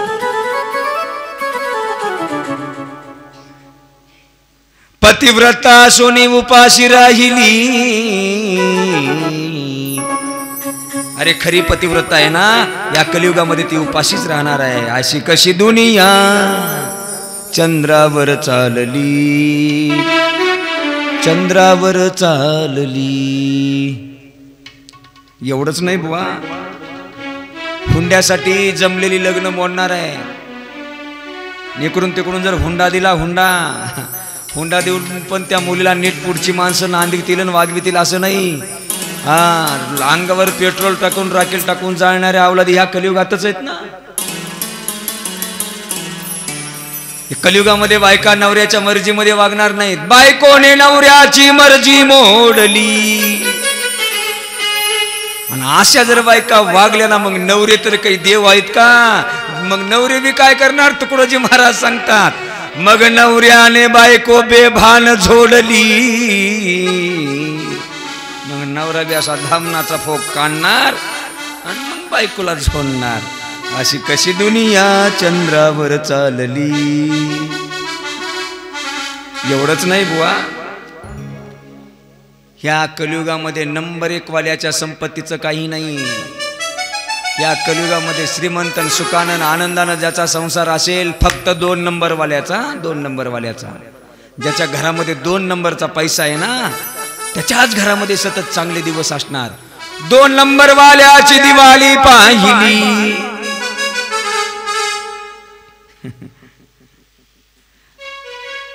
2 नंबरच्या घरी दिवाळी, गरीबाच्या घरामध्ये होळी पाहिली. गरीबाच्या घरात काही नाही, शिमगा काल परवा झालेला शिमगा. त्याच्या घरचा कधी शिमगा बंद होत नाही दादा. अरे सकाळी एक आहे तर दुपारी एक नाही, दुपारी एक आहे तर संध्याकाळी एक नाही. अरे सकाळी कोणती भाजी केली तर संध्याकाळी काय भाजी करावी, ही पंचायत गरीबाच्या कुटुंबात आहे. आणि श्रीमंताच्या घरात 2 नंबरनं पैसे कमविणाऱ्याच्या घरामध्ये काय काय खावं याची चिंता आहे, आणि गरीबाला काय खावं याची चिंता आहे. अरे त्या गरीबाच्या बायकोकडे जर पाहिलं तर त्या गरीबाच्या बायकोला कधी भरजरीची साडी तिच्या अंगावर कधी आपल्याला बघायला मिळत नाही. ती एकच साडी असते, सप्त्यामध्ये पण तीच घालते, स्वैर्यधार्याच्या घराला जाताना पण तीच साडी घालते, आणि घालून घालून ती फाटलेली असते. फाटली की साडी ती टाकून देत नाही गरीबाची पत्नी, त्याच फाटलेल्या साडीला गाठी मारते, आणि गाठी मारूनच साडी अंगावर घालते. दादा फाटकी तुटकी साडी अंगावरती पाहिली. लाज शर्मेने मान खाली घाली माऊली. अरे गरीबाची गरिबी आहे बघा. एवढंच नाही, खुर्चीसाठी मारामाऱ्या लागत्याल. खुर्चीसाठी मारामारी पाहिली. लाच लुचपत घेणाऱ्या लोकांची संख्या कलियुगामध्ये आहे. एका गावामध्ये 2-2 पार्ट्या पडणार. तुकडोजी महाराज म्हणतात, गावामध्ये आपसात लोई पाहिली. एक गाव एका विचारानं कधीच राहणार नाही कलियुगात. एकाचे विचार वेगळे तर दुसऱ्याचे विचार वेगळे. विचाराला विचार जुळले नाहीत की गावामध्ये दोही पडणार म्हणजे पडणार. आणि कलियुगामध्ये होणार. प्रत्येकाला वाटतं मी शहाणा, दुसऱ्याला वाटतं मी शहाणा, त्याला वाटतं माझं शहाणपण चालावं, प्रत्येकाला वाटतं माझ्या इतका शहाणा कोणी नाही. अरे असे ज्या ज्या वेळेस गावामध्ये विचाराचे अनेक विचार होतील ना, त्यावेळेत नक्की गावामध्ये दोही पडल्याशिवाय राहत नाही. आणि या सगळ्या वातावरणामध्ये जे गरीब माणूस आहे ना, तोच भरल्या जाईल. त्याची गरिबी गरिबीच्याच ठिकाणी राहील, आणि पैशावाल्याजवळच पैसा जाईल. गरीबाची गरिबी जागच्या जागी राहिली. एवढंच नाही, तुकडोजी महाराज याच्याही पुढे सांगतात बघा. या जगामध्ये संख्या जर बघितली तर कोंबडीचे पिले जसे भरपूर एकदा कोंबडी अंड्यावर बसवली की किती कसे पिले देते, तशी संख्या जगतात वाढली. पण वाढताना काही संस्कारानं थोडेच लोक जगतायत. पुत्र भावा मुलगा भावा अभ्यासाच्या पोटी जर एखाद्याच्या उदरामध्ये एखाद्याच्या गर्भामध्ये जर मुलगी असली तर मुलगी जन्माला देऊन बेवारस सोडणारी अवलादी ह्याच जगतामध्ये आहेत. कोणी जन्म देऊन बेवारिस सोडली, कोणी आई बापाची मर्जी मोडली. आई बापाच्या मर्जीमध्ये न राहणारी लेकरं सुद्धा या कलियुगामध्येच आहे. पण एक मात्र विशेष घडलं बघा या कलियुगात. काय घडलं शेवटी तुकडोजी महाराज सांगतात, बायको संगे प्रीत प्रेमाने जोडली. अरे ज्या ज्या आई बापांनी जन्म दिला त्यांच्या मर्जीमध्ये राहायचं नाही. 2 दिवसात आलेली भुंडीबाई तिच्या नादाला लागून माय बापाचा विचार करायचा नाही. अशी कशी दुनिया चंद्रावर चालली, चंद्रावर चालली. हे सगळं कलियुगामध्ये घडणार आहे नारद मुनी म्हणतात. आणि याच कलियुगामध्ये फिरत असताना मी फिरता माझ्या भगवान कृष्ण कन्हैयाच्या अनेक लीला ज्या पवित्र यमुना मैयाच्या तीरावर वृंदावनामध्ये घडल्या, त्या वृंदावनामध्ये गेलो वृंदावनात. आणि तिथे मला एक नजरेला दृश्य दिसलं. एक 16 वर्षीय तरुण स्त्री आहे आणि तिच्या बाजूला अनेक स्त्री आहेत आणि तिच्या मांडीवर 2 वृद्ध पुरुष निपचित पडलेले आहेत. गेलो त्या 16 वर्षाच्या स्त्रीजवळ नारद मुनी म्हणतात आणि विचारलं, कोण आहेस? ती म्हणते, माझं नाव भक्ती आहे. भक्ती? मग इथं का? आणि तुझ्या जे मांडीवर जे म्हातारे वृद्ध पुरुष पडले ते कोण आहेत? ती भक्ती नावाची 16 वर्षाची तरुण स्त्री म्हणते, मुनिवर्य हे माझे 2 पुत्र आहेत. एकाचं नाव ज्ञान आहे आणि दुसऱ्याचं नाव वैराग्य आहे. आता किती दुःख आहे मुनी माझ्या जीवनात. बरं वाटतं काय तुमच्या नजरेला? अरे आई दिसायला तरुण आणि मुलं म्हातारे, बरोबर बसतं, नियमात आहे. नारदजी माझं दुःख हरण करा. नारदजी म्हटले, आता तुझा प्रवास नेमका कुठून झालाय? त्यावेळेस ती भक्ती माता नारदांना म्हणते, उत्पन्ना द्रविडे साह वृद्धी कर्नाटके गता क्वचित महाराष्ट्रे गुर्जरे जीर्णतां गताः. भक्तीच्या डोळ्यामध्ये अश्रू दुःखाचे आहेत आणि ती भक्ती म्हणते, मुनी माझा जन्म द्रविड देशात झाला आहे. मी वाढले कर्नाटक राज्यात, तिथून पुढे मी महाराष्ट्रात आले. महाराष्ट्रात आल्यानंतर क्वचित महाराष्ट्रे, महाराष्ट्रात मात्र माझा कुठं सन्मान झाला. लोक मला मानायला लागली. आणि खरंच सांगतो दादा, महाराष्ट्र ही संतांची भूमी आहे. भक्ती खरी पाहिजे असेल आणि भक्तीचा मान सन्मान जर कुठं होत असेल तर ते माझ्या महाराष्ट्रात होतो. पण पुढे मी गुजरातमध्ये गेले आणि गुजरातमध्ये मला मान कोणी देत नाही, सन्मान कोणी देत नाही, कोणी माझी अपेक्षा सुद्धा करत नाही. अवहेलनाच करणारी माणसं मला गुजरातमध्ये भेटायला लागली. मग मात्र तिथं मला वृद्ध अवस्था आली आणि त्या गुजरातमध्ये वृद्ध अवस्था आल्यानंतर मी या पवित्र अशा वृंदावनात आले आणि निश्चित पडलेले. काहीतरी प्रयत्न करा मुनी. ही जी माझी वृद्ध अवस्थेला प्राप्त झालेली मुलं आहेत ना, यांना तरुण करण्यासाठी काहीतरी उपाय करा. नारद म्हटले, काही नाही, त्यांच्या कानामध्ये थोडासा काहीतरी गीतेचा पाठ करा, नामचिंतन करा, देवाचं नामचिंतन घ्या.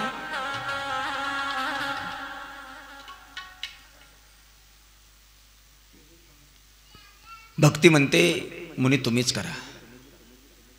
नारदांनी ज्ञानाच्या कानाजवळ जावं, भक्तीचा भगवद्गीतेचा पाठ म्हणावा, नामचिंतन म्हणावं. तितक्यापुरतं त्या ज्ञानानं वैराग्यानं उठावं. जसा त्यांचा पाठ बंद झाला की लगेच झोपावं. तसंच आहे आपलं तुमचं माझं सुद्धा.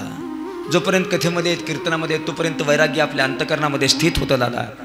एकदा का कथा संपली कीर्तन सुटलं फडफड फडफड धोतर झाडायचं आणि उठून चालायचं. महाराजांना सांगितलं त्याचा धंदा आहे आणि आमचा ऐकायचा धंदा आहे.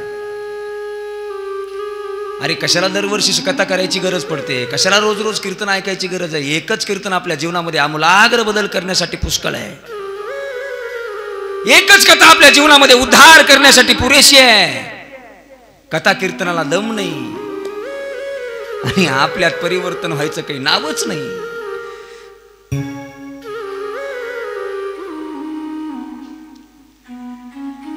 नारद म्हटले भक्ती तू नको काळजी करू, काहीतरी करतो आणि तुझ्या मुलांना तरुण करतो. तरुण भक्तीला हे नारदांचं वचन ऐकलं. जसं नारदांनी वचन सांगितलं तशी भक्ती आनंदानं वसुलून जाते. तिच्या चेहऱ्यावर सुखाची भावना उमटतात आणि ती भक्ती नारदांची स्तुती करते. जयति जगति माया यश कायादवस्ते वचन रचनमेकं केवलं चाकलय्या ध्रुवपदमपि यातो यत्कृपपातो ध्रुवोऽयं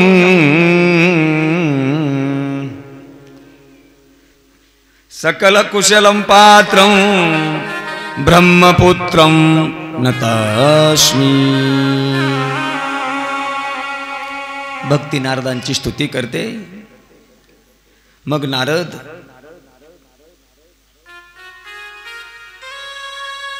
तुम्ही मंगलाचे पुत्र आहात, तुम्ही ब्रह्मपुत्र आहात.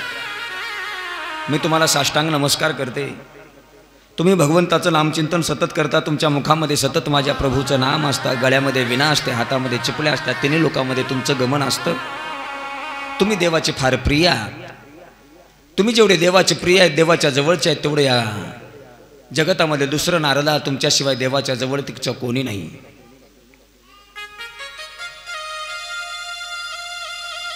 नारदांनी त्या ज्ञानाच्या कानामध्ये जावं. ज्ञाना उठ, वैराग्या उठ म्हणलं बरोबर थोडंसं उठावं आणि लगेच झोपी जावं.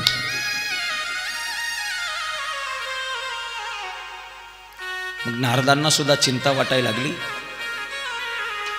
यांना तरुण करण्यासाठी काहीतरी उपाय केला पाहिजे म्हणून नारद मुनी बद्रिका आश्रमामध्ये आले. आणि बद्रिका आश्रमामध्ये आल्यानंतर ज्ञान वैराग्याला जागे करण्यासाठी आता मी इथेच तप करणार आहे असं नारदांनी ठरवलं. त्यांच्यासमोर कोट्यावधी सूर्यासारखे अत्यंत तेजस्वी असे सनकादिक मुनी दिसले. आणि या ठिकाणून आता खरी कथा श्रीमद भागवत कथा सुरू झालेली आहे.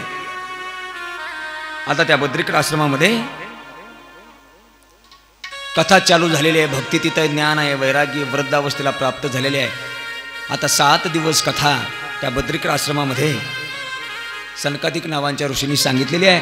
आणि 7 दिवसाची कथा श्रवण झाल्यानंतर जे भक्तीचे 2 ज्ञान आणि वैराग्य नावाचे वृद्धावस्थेला प्राप्त झालेले पुत्र होते, 7व्या दिवशी त्यांना वृद्धावस्था नष्ट होऊन तारुण्यावस्थेमध्ये प्राप्त झाले आणि मोठ्यानं जय जयकार करायला लागले. गोपाल कृष्ण भगवान की जय, श्रीमद भागवत महापुराण की जय. आणि सुंदर असं भगवत चिंतन करायला लागले.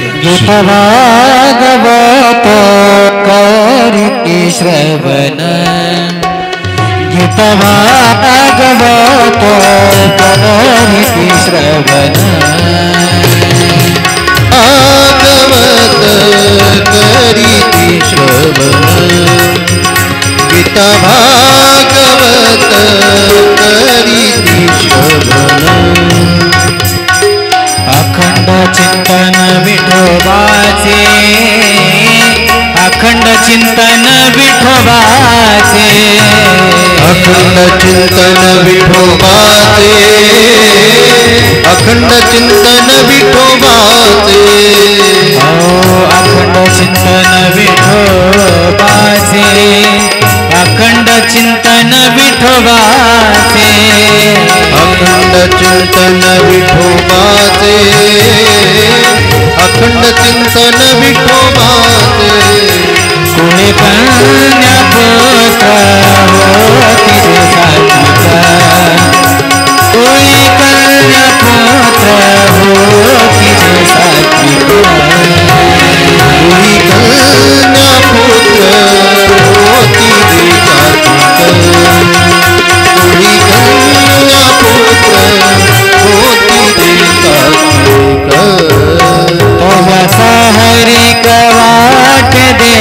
देवा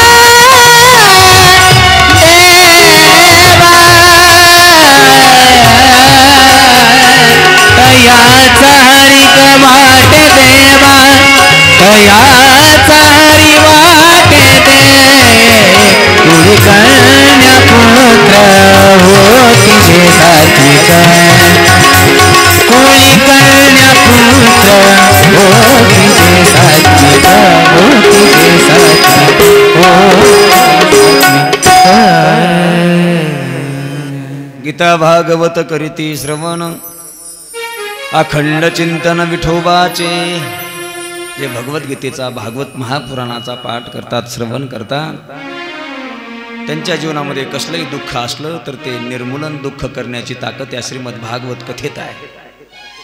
ज्यावेळी ज्ञान आणि वैराग्य तरुण अवस्थेला प्राप्त झाले हात वर करू करू भजन करतात. श्री हरी शरणं श्री हरी शरणं श्री हरी शरणं श्री हरी शरणं. भक्ती म्हणजे देवापासूनच प्रगट झालेली म्हणजे भक्ती आहे. भक्ती आपल्या मुलांना सांगते मग आता मुलांनो या भागवत कथेमुळे तुम्ही वृद्ध अवस्थेला प्राप्त झालेले तुम्ही तरुण झालात. ही भागवताची किमी आहे. भक्ती मी देवाची लाडकी होते देवापासून प्रगट झाले होते पण या कलियुगाच्या दूषित वातावरणामुळे माझा लोभ झाला होता मी लोभ पावले होते. मग अशा ठिकाणी त्या कथेच्या समाप्तीच्या वेळेस सांगतेच्या दिवशी साक्षात माझा भगवान कृष्ण कन्हैया त्या ठिकाणी अवतीर्ण झालेले आहे. मेघकांती प्रमाणे अंगकांती भरलेली आहे. गळ्यामध्ये वनमाला आहे. वक्षस्थळावर कौस्तुभ मणी आहे. सर्व अंगावर हरिचंदनाचा मुकुट आहे. कोट्यावधी कामदेवाचं सौंदर्य धारण करून साक्षात माझा भगवान परमात्मा त्या बद्रिक आश्रमामध्ये प्रगट झालेला आहे. त्यावेळेस ती भक्ती म्हणते आता देवा कलियुगामध्ये माझा लोभ झाला होता आता मी कुठं राहायचं. त्यावेळेस देव म्हणतात जे माझे भक्त आहेत जे वैष्णव आहेत जे साधू आहेत जे संत आहेत त्यांच्या हृदयामध्ये तू निरंतर वास करत जा. म्हणून साधू संतांच्या हृदयामध्ये भक्तीचं वात्सल्य असतं. वैष्णवांच्या हृदयामध्ये भक्तीचं वात्सल्य असतं. जिथं कथा कीर्तनाचे कार्यक्रम चालतात तिथं भक्तीचं वातावरण असतं.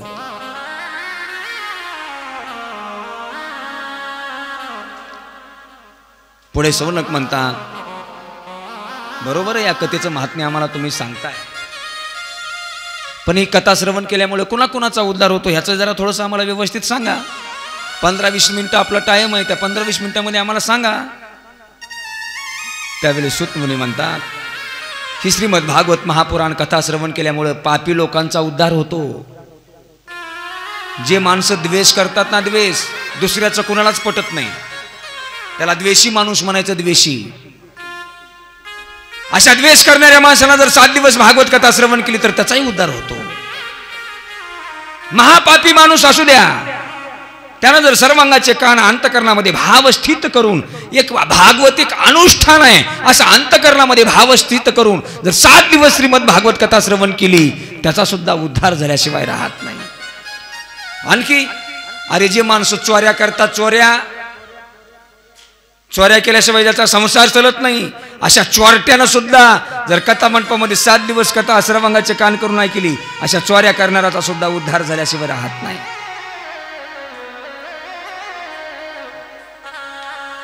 जी माणसं कधीच खरं बोलत नाहीत, सत्यापासून दुरावलेली आहेत, त्यांनी सुद्धा भागवत ऐकावं. आपला आश्रम जो आहे ते आश्रमाचं धर्माचं पालन न करणारी माणसं आहेत. जे व्रत वैकल्य पूजा पाठ ज्यांच्या जीवनामध्ये नित्य नियम नाही, अशा लोकांनी जर श्रीमद भागवत कथा श्रवण केली, त्यांचा सुद्धा उद्धार या भागवत कथा श्रवणाने झाल्याशिवाय राहणार नाही. या अनुषंगाने एक कथा येते बघा. ये बाळ्या, त्या कथेचं नाव आहे गोकर्ण आख्या. आले की तिथून किटकॅट बदलल्यास हा आहे इथं.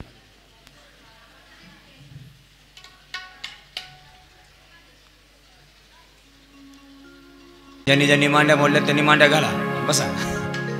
गोपाल कृष्ण भगवान की जय. जे विश्वासघात करणारी लोक आहेत, विश्वासघाती माणसाने जरी श्रीमद भागवत कथा ऐकली तर त्याचा उद्धार होतो. या अनुषंगाने गोकर्ण आख्यानाची कथा आहे. तुंगभद्रा नावाची नदी आहे आणि त्या तुंगभद्रा नदीच्या किनाऱ्यावर उत्तम नावाचं शहर आहे. आणि त्या उत्तम नावाच्या नगरामध्ये सर्व वेदशास्त्रांचा जाणकार असणारा एक ब्रह्मवृंद, म्हणजे त्याचं नाव आहे आत्मदेव ब्राह्मण. तो आत्मदेव नावाचा ब्राह्मण त्या उत्तम शहरामध्ये राहतोय. त्याचं लग्न सुद्धा झालंय. त्यात त्याच्या पत्नीचं नाव आहे धुंदुली.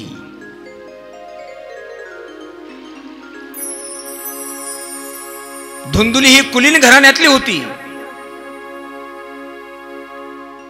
पण तटवान होती. आपलंच खरं म्हणणारी, मी म्हणेल तेच खरं आणि माझंच खरं, या बुद्धीची या मानसिकतेतली ती धुंदुली होती. अशा काही काही माता मावल्या असतात, पतीनं ऐकावं तर माझंच ऐकावं, मी जे घरामध्ये म्हणेल तेच करावं, माझ्या मनाच्या विरोधात घरामध्ये एकही काही नाही झालं पाहिजे. अशा काही काही स्त्रियांच्या मानसिकता असतात. धुंदुलीची मानसिकता तशी होती. पण संतान प्राप्ती नव्हती. संतान प्राप्ती व्हावी म्हणून त्या आत्मदेवानं गायी दान दिल्या, जमिनी दान दिल्या, वस्त्रदान दिलं, धनदान दिलं, द्रव्यदान दिलं, सगळी दानं केली, पण पुत्रप्राप्ती काही होत नव्हती. बुवा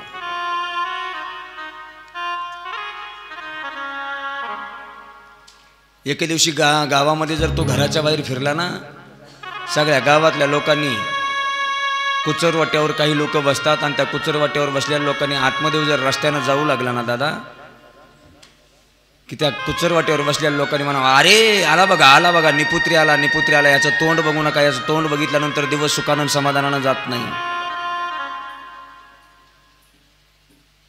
असाच आत्मदेव एका दिवशी रस्त्यानं फिरू लागला आणि त्या वाट्यावर बसलेली लोक म्हणू लागली, आला बघा निपुत्री, बघू नका याचं तोंड, आपलं तोंड बाजूला करा. हे शब्द त्या आत्मदेवाच्या कानावर गेले. जसे आत्मदेवाच्या कानावर गेले ना, तसा लगेच काळसाला लागण्यासारखे शब्द त्यांचे ऐकल्याबरोबर आत्मदेवाचं मन छिन्न विछिन्न झाले. आत्मदेवाला वाटायचं, काय पाप केलं असेल मी, कशामुळे लोक मला असे बोलत असतील. फक्त संततीच नाही म्हणून ना, फक्त पुत्रच नाही ना मला, म्हणून माझं तोंड बघू नये इतकी अवस्था या गावातल्या लोकांनी करावी का. अरे आत्मदेव जर काही कामानिमित्त त्या उत्तम नावाच्या नगरामध्ये कुणाच्या घरी जर गेला ना, अरे त्या गावातल्या स्त्रियांनी सुद्धा आला निपुत्री म्हणून खटाखट दर घराचे दरवाजे बंद करावे. याचं जर तोंड बघितलं तर आपल्याला सुद्धा यश यायचं नाही, अशी त्या गावातल्या उत्तम नावाच्या नगरातील लोकातील मानसिकता तयार झाली होती. आत्मदेवानं विचार केला. आत्मदेव म्हटला,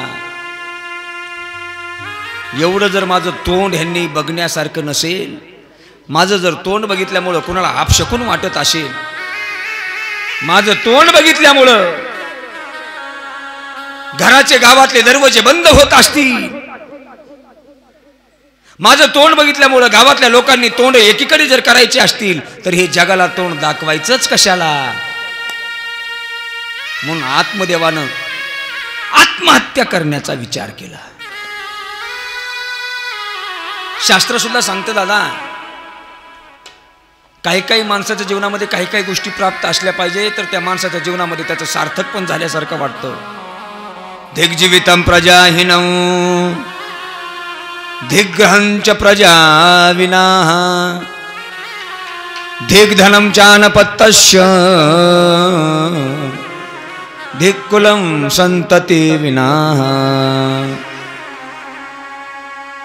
दादा, त्या आत्मदेवाच्या कर्मामध्ये संततीच नव्हती. अरे एवढंच नाही, त्या आत्मदेवाच्या दारात गाय होती. गाय, ती गाय सुद्धा वांस. त्या आत्मदेवाच्या दारामध्ये झाड होतं फळाचं, ते झाडाला फळ सुद्धा लागायचं नाही, झाड सुद्धा वांस. याच्यापेक्षा पुढे जाऊन सांगतो दादा, आत्मदेवानं जर कधी मार्केटमध्ये गेला ना, आत्मदेवानं जर घरी खाण्यासाठी जर फळं आणली, फळं दादा, ती घरी खायला आणलेली फळं सुद्धा जास्त घरामध्ये टिकायची नाहीत. सकाळी आणलेलं फळ दुपारी नासायचं.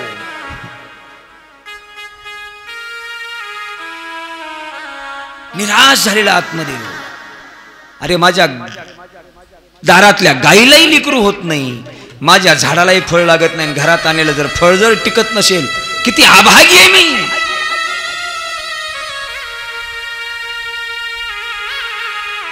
नाही जीवन जगून संतती नसेल तर जीवन जगून फायदा नाही. म्हणून आत्मदेवानं आत्महत्याचा करण्याचा विचार केला. जंगलामध्ये गेला आणि एका तळ्याच्या काठावर, सरोवराच्या काठावर गेला. सरोवरामध्ये पाणी पिलं आणि सरोवरामध्ये पाणी पिल्यानंतर ज्या झाडाकडे आता आत्महत्या करण्याच्या विचारात तो आत्मदेव होता, त्याला एका झाडाखाली साधू दिसले.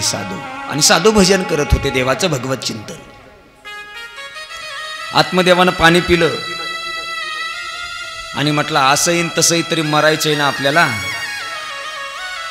पण मारता मारता साधू दिसायलाय, महाराज दिसायलाय, त्याचं दर्शन घेऊन तर मारावं. म्हणून साधूच्या जवळ आत्मदेव गेला आणि त्या साधूचं दर्शन घेतलं. आणि जसं साधूचं दर्शन घेतलं ना, साधू म्हटले, काय रे नाव तुझं? ते म्हटले, माझं नाव आत्मदेव आहे. कशामुळे इतक्या जंगलामध्ये आलास? ते म्हटले, महाराज खरं सांगू का खोटं सांगू?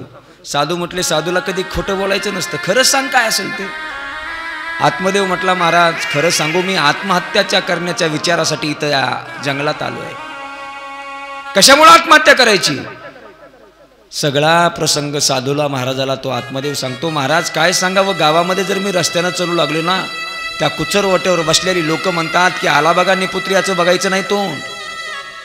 मी जर काही कामानिमित्त गावामध्ये एखाद्याच्या घरला गेलो तर त्या गावातली घरातील स्त्री मी दारात बघितल्याबरोबर खाटकन घराचा दरवाजा लावून घेते. निपुत्री आला, अरे आपला दिवस आनंदानं जायचा नाही, त्याची अशी मानसिकता झालेली आहे. अरे गावामध्ये जर माझं तोंड बघितल्यामुळे एखाद्याचा दिवस आनंदात जात नसेल, एखाद्याच्या जीवनामध्ये सुख येत नसेल, कशाला त्या गावाला तोंड दाखवायचं?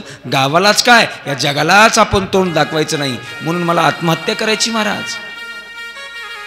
साधू म्हटले, अरे वेड्या, देवानं इतकं सुंदर जीवन दिलंय आणि ते काय आत्महत्या करून संपवण्यासाठी? दुर्लभ असणारा मनुष्य देव माझ्या भगवंतानं दिलाय, तो काय आत्महत्या करून संपवण्यासाठी? नाही करायची नाही आत्महत्या. बघितलं त्याचं कपाळ साधून, त्याच्या त्या कर्मामध्ये त्याच्या संचितामध्ये पुत्रप्राप्ती नव्हती. मग साधूनं काय केलं, जा आता आत्महत्या करू नको, तुला माझ्या जवळचं एक फळ देतो, ते फळ ने आणि तुझ्या पत्नीला दे.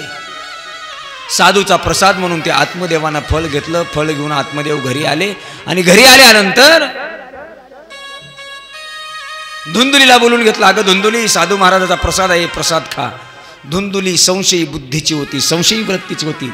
तिला वाटलं इतकी दिवस नाही मुलबाळ झालं, आता जर साधूचा प्रसाद म्हणून मुलबाळ व्हावं म्हणून जर हे प्रसाद खाला तर मी गरोदर राहील, माझं सौंदर्य जाईल. मग ते लेकराचा ताण, सगळ्या संततीचा ताण, हे डोक्याला हेडेक लावून घेण्यापेक्षा फळच नाही खालेलं बरं. तिनं खाते म्हणून फळ घेतलं आणि दारातल्या गाईच्या दावणीत टाकलं आणि ते फळ गाईनं खालं. जसं गाईनं फळ खालं तसे गाईला दिवस जायला लागले आणि इकडं धुंदुलीनं पोटाला चिंध्या बांधायच्या चालू केल्या. मालकाला म्हणा लागली, फरक पडला साधूच्या प्रसादाचा, मला दिवस गेले. आणि तिच्या बहिणीला सांगितलं तुला झालेलं मूल मला आणून दे, मी इकडं फक्त नवऱ्याला पोट वाढवलेलं दाखवते. मग हिनं जसा जसे महिने वाढतील तसे तसे चिंध्या बांधायला चालू केल्या पोटाला. असं पोट वाढलेलं दिसायचं. मालक आहे मी गरोदर. पण बघा पाहता पाहता 9 महिने 9 दिवस झाले. इकडं बहिणीनं धुंदुलीने विचार केला होता, तिकडे हिची बहीण डिलिव्हरी झाली, तिला मुलगा झाला. तिला जसा तिकडं मुलगा झाला त्याच दिवशी इकडं गोठ्यातल्या गाईला सुद्धा मुलगा झाला. गाईचा मुलगा म्हणून त्याचं नाव गोकर्ण ठेवलं आणि धुंदुलीचा मुलगा म्हणून त्याचं नाव धुंदुकारी ठेवलं. नामकरण विधी सुद्धा आत्मदेवानं केला. आता आत्मदेवानं अनेक प्रकारची द्रव्य दान दिली.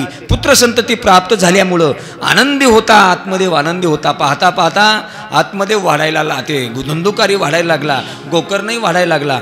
गोकर्ण साधूच्या प्रसादाचा असल्यामुळे विचारणशील होता, सात्विक वृत्तीचा होता, सत्वगुणी होता. आणि हा धुंदुलीचा बहिणीनं कपटानं तयार केलेला मुलगा म्हणून हा निव्वळ पापी मार्गानं वागणारा, स्वैराचार करणारा, चोऱ्या माऱ्या करणारा असा धुंदुकारी निघाला.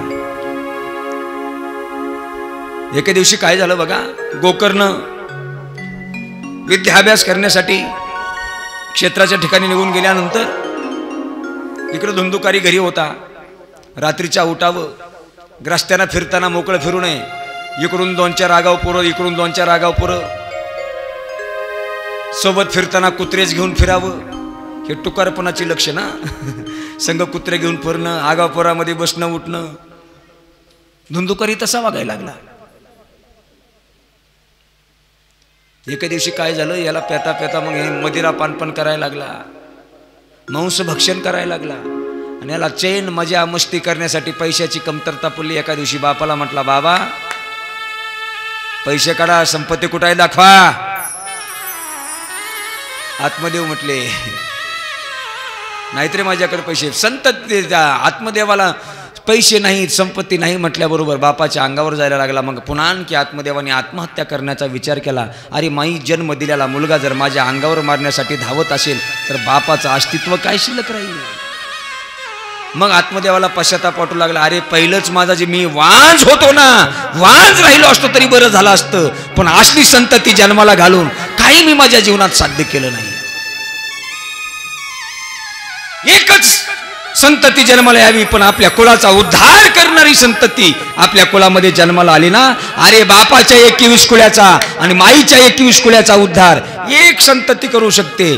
अरे 5-50 कार्टेच्या वंशामध्ये जन्माला आले तरी एकही जर धर्म कार्याला कामाला लागत नसल, एकही सात्विक वृत्तीचं जन्माला लागत नसल, एखाद्याच्या हाताने असा सप्ताह अन्नदान पंगत कीर्तन भजन होत नसल, काय त्या वंशातला नुसत्या खंडीच्या पिंडी वंशामध्ये जन्माला आलेला फायदा काय. आत्मदेवाला पश्चाताप वाटायला लागला. मग आत्मदेव पुन्हा आत्महत्या करण्याच्या विचारामध्ये गेला. मग गोकर्ण म्हटले, गोकर्णानं आपल्या पित्याला उपदेश केला, बाबा हे जे दुःख आहे फक्त ममत्व भावाचं दुःख आहे. तुम्ही आतापर्यंत जे धुंदुकारी माझा, गोकर्ण माझा, धुंदुली माझी, हे मी माझं जे तुमच्या अंतकरणामध्ये भाव स्थित झालाय ना, ह्याचं दुःख आहे. या जगतामध्ये कोणी कोणाचं नाही. असा भाव अंतकरणामध्ये स्थित करा, तुम्हाला दुःख होणार नाही. आत्मदेव सुद्धा वनाच्या दिशेने निघून गेले. आता राहिली धुंदुली आणि धुंदुकारी. मग तर आता बाप घराच्या बाहेर गेल्यानंतर हा तर मोकळाच पडला. मग आता घरामध्ये व्याशांना घेऊन यायला लागला, मदिरापान करायला लागला. आणि हे सगळी मौज मजा करण्याकरता ह्याच्याकडे पैसे कमी पडले की लगेच गेला धुंदुलीच्या आईच्या अंगावर. आईला म्हणायला लागला, सांग बापांना कुठं ठुलेत पैसे दे. धुंदुली म्हणली, अरे दादा माझ्याकडे कशाचे पैसे आहेत. नाही म्हटलं. तिला हाण मारा करायला लागला, तिला लाता मारायला लागला, तिला बुक्या मारायला लागला. माईला मारल्यानंतर माईचं अंतकरण कळवळलं. तिला शेवटी तिनं सहन करणं होतंय तोपर्यंत सहन केलं. आणि आता तिला त्रास सहन होईना गेला. दारामध्ये एक आड विहीर होती.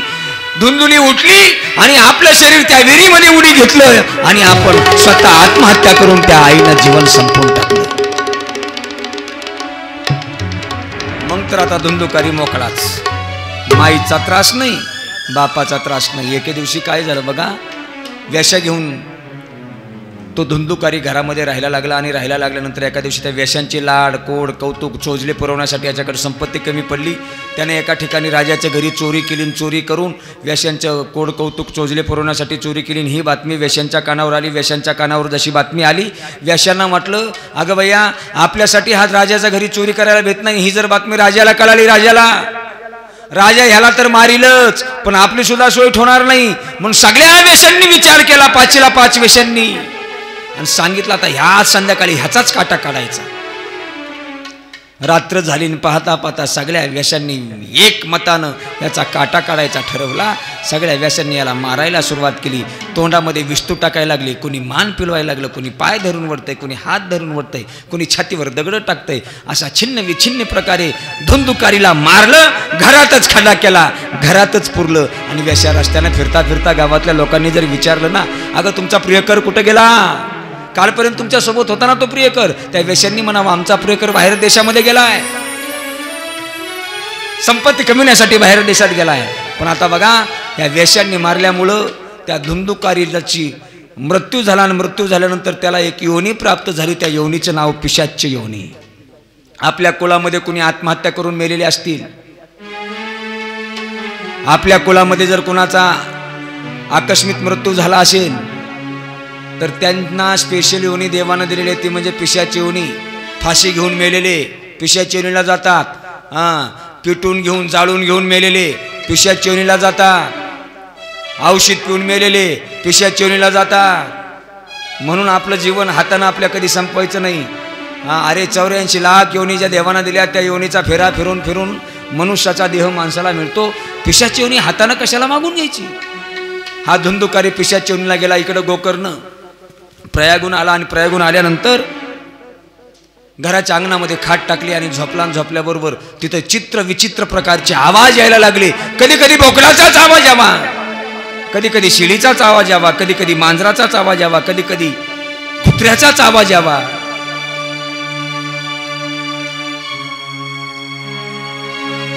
इकडून तिकडं असा सारखा वाऱ्याचा सुसाटासारखा माणूस फिरावा. गोकर्ण काही झोपतच नाही. गोकर्ण उठला. कोण आहेस रे तू कशामुळे मला त्रास देतो. झोपू दे ना संध्याकाळची वेळ आहे.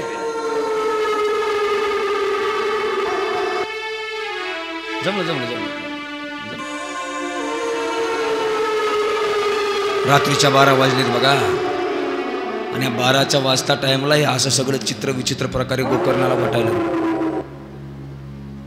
गोकर्ण म्हणले अरे कशामुळे त्रास देतो बाबा. अकराळ विकराळ रूप घेऊन गोकर्णाच्या पुढे तो धुंदुकारी पिशाची योनी मधला उभा टाकला. त्याला बोलता येत नाही ना. पिशाची योनीला गेलेल्या माणसाला बोलता काही. मोठमोठ्यानं आरडायला लागला रडायला लागला.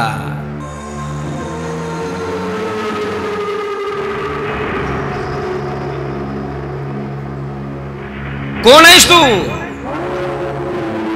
त्याला काही बोलताच ना.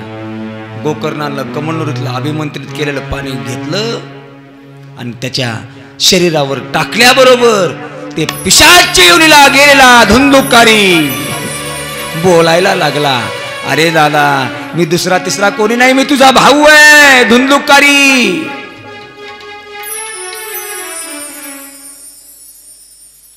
माझ्या जीवनामध्ये तुम्ही घरातून निघून गेल्यानंतर मी जे स्वैराचार्यानं वागलो करू नये ते धंदे केले पिऊ नये ते पिलं खाऊ नये ते खाल्लं आणि माझा काटा वेश्यांनी काढला.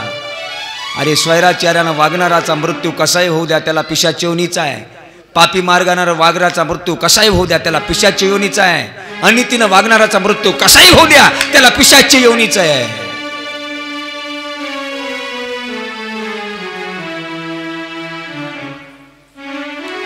मी तुमचा भाऊ धुंदुकारी आहे. गोकर्ण म्हणतो अहं भ्रात्वा त्वदयोस्मी धुंदुकारिती नामतः स्वकीयेनैव दोषेण ब्रह्मत्वं नाशितं मया. तो धुंदुकारी म्हणतो मी स्वैराचार्यानं वागलो त्याच्यामुळं माझं ब्रह्मत्व नष्ट झालं आणि मला पिशाच्य योनीला यावं लागलं आणि पिशाच्य योनीला आल्यामुळे माझा मृत्यू झाल्यानंतर माझं कुठं श्राद्ध केला का गोकर्ण म्हणतात. तुझा मृत्यूची बातमी कळल्यानंतर माये गयेला गेलो, तीर्थक्षेत्राच्या ठिकाणी जाऊन पिंडदान केलं, श्राद्ध केलं.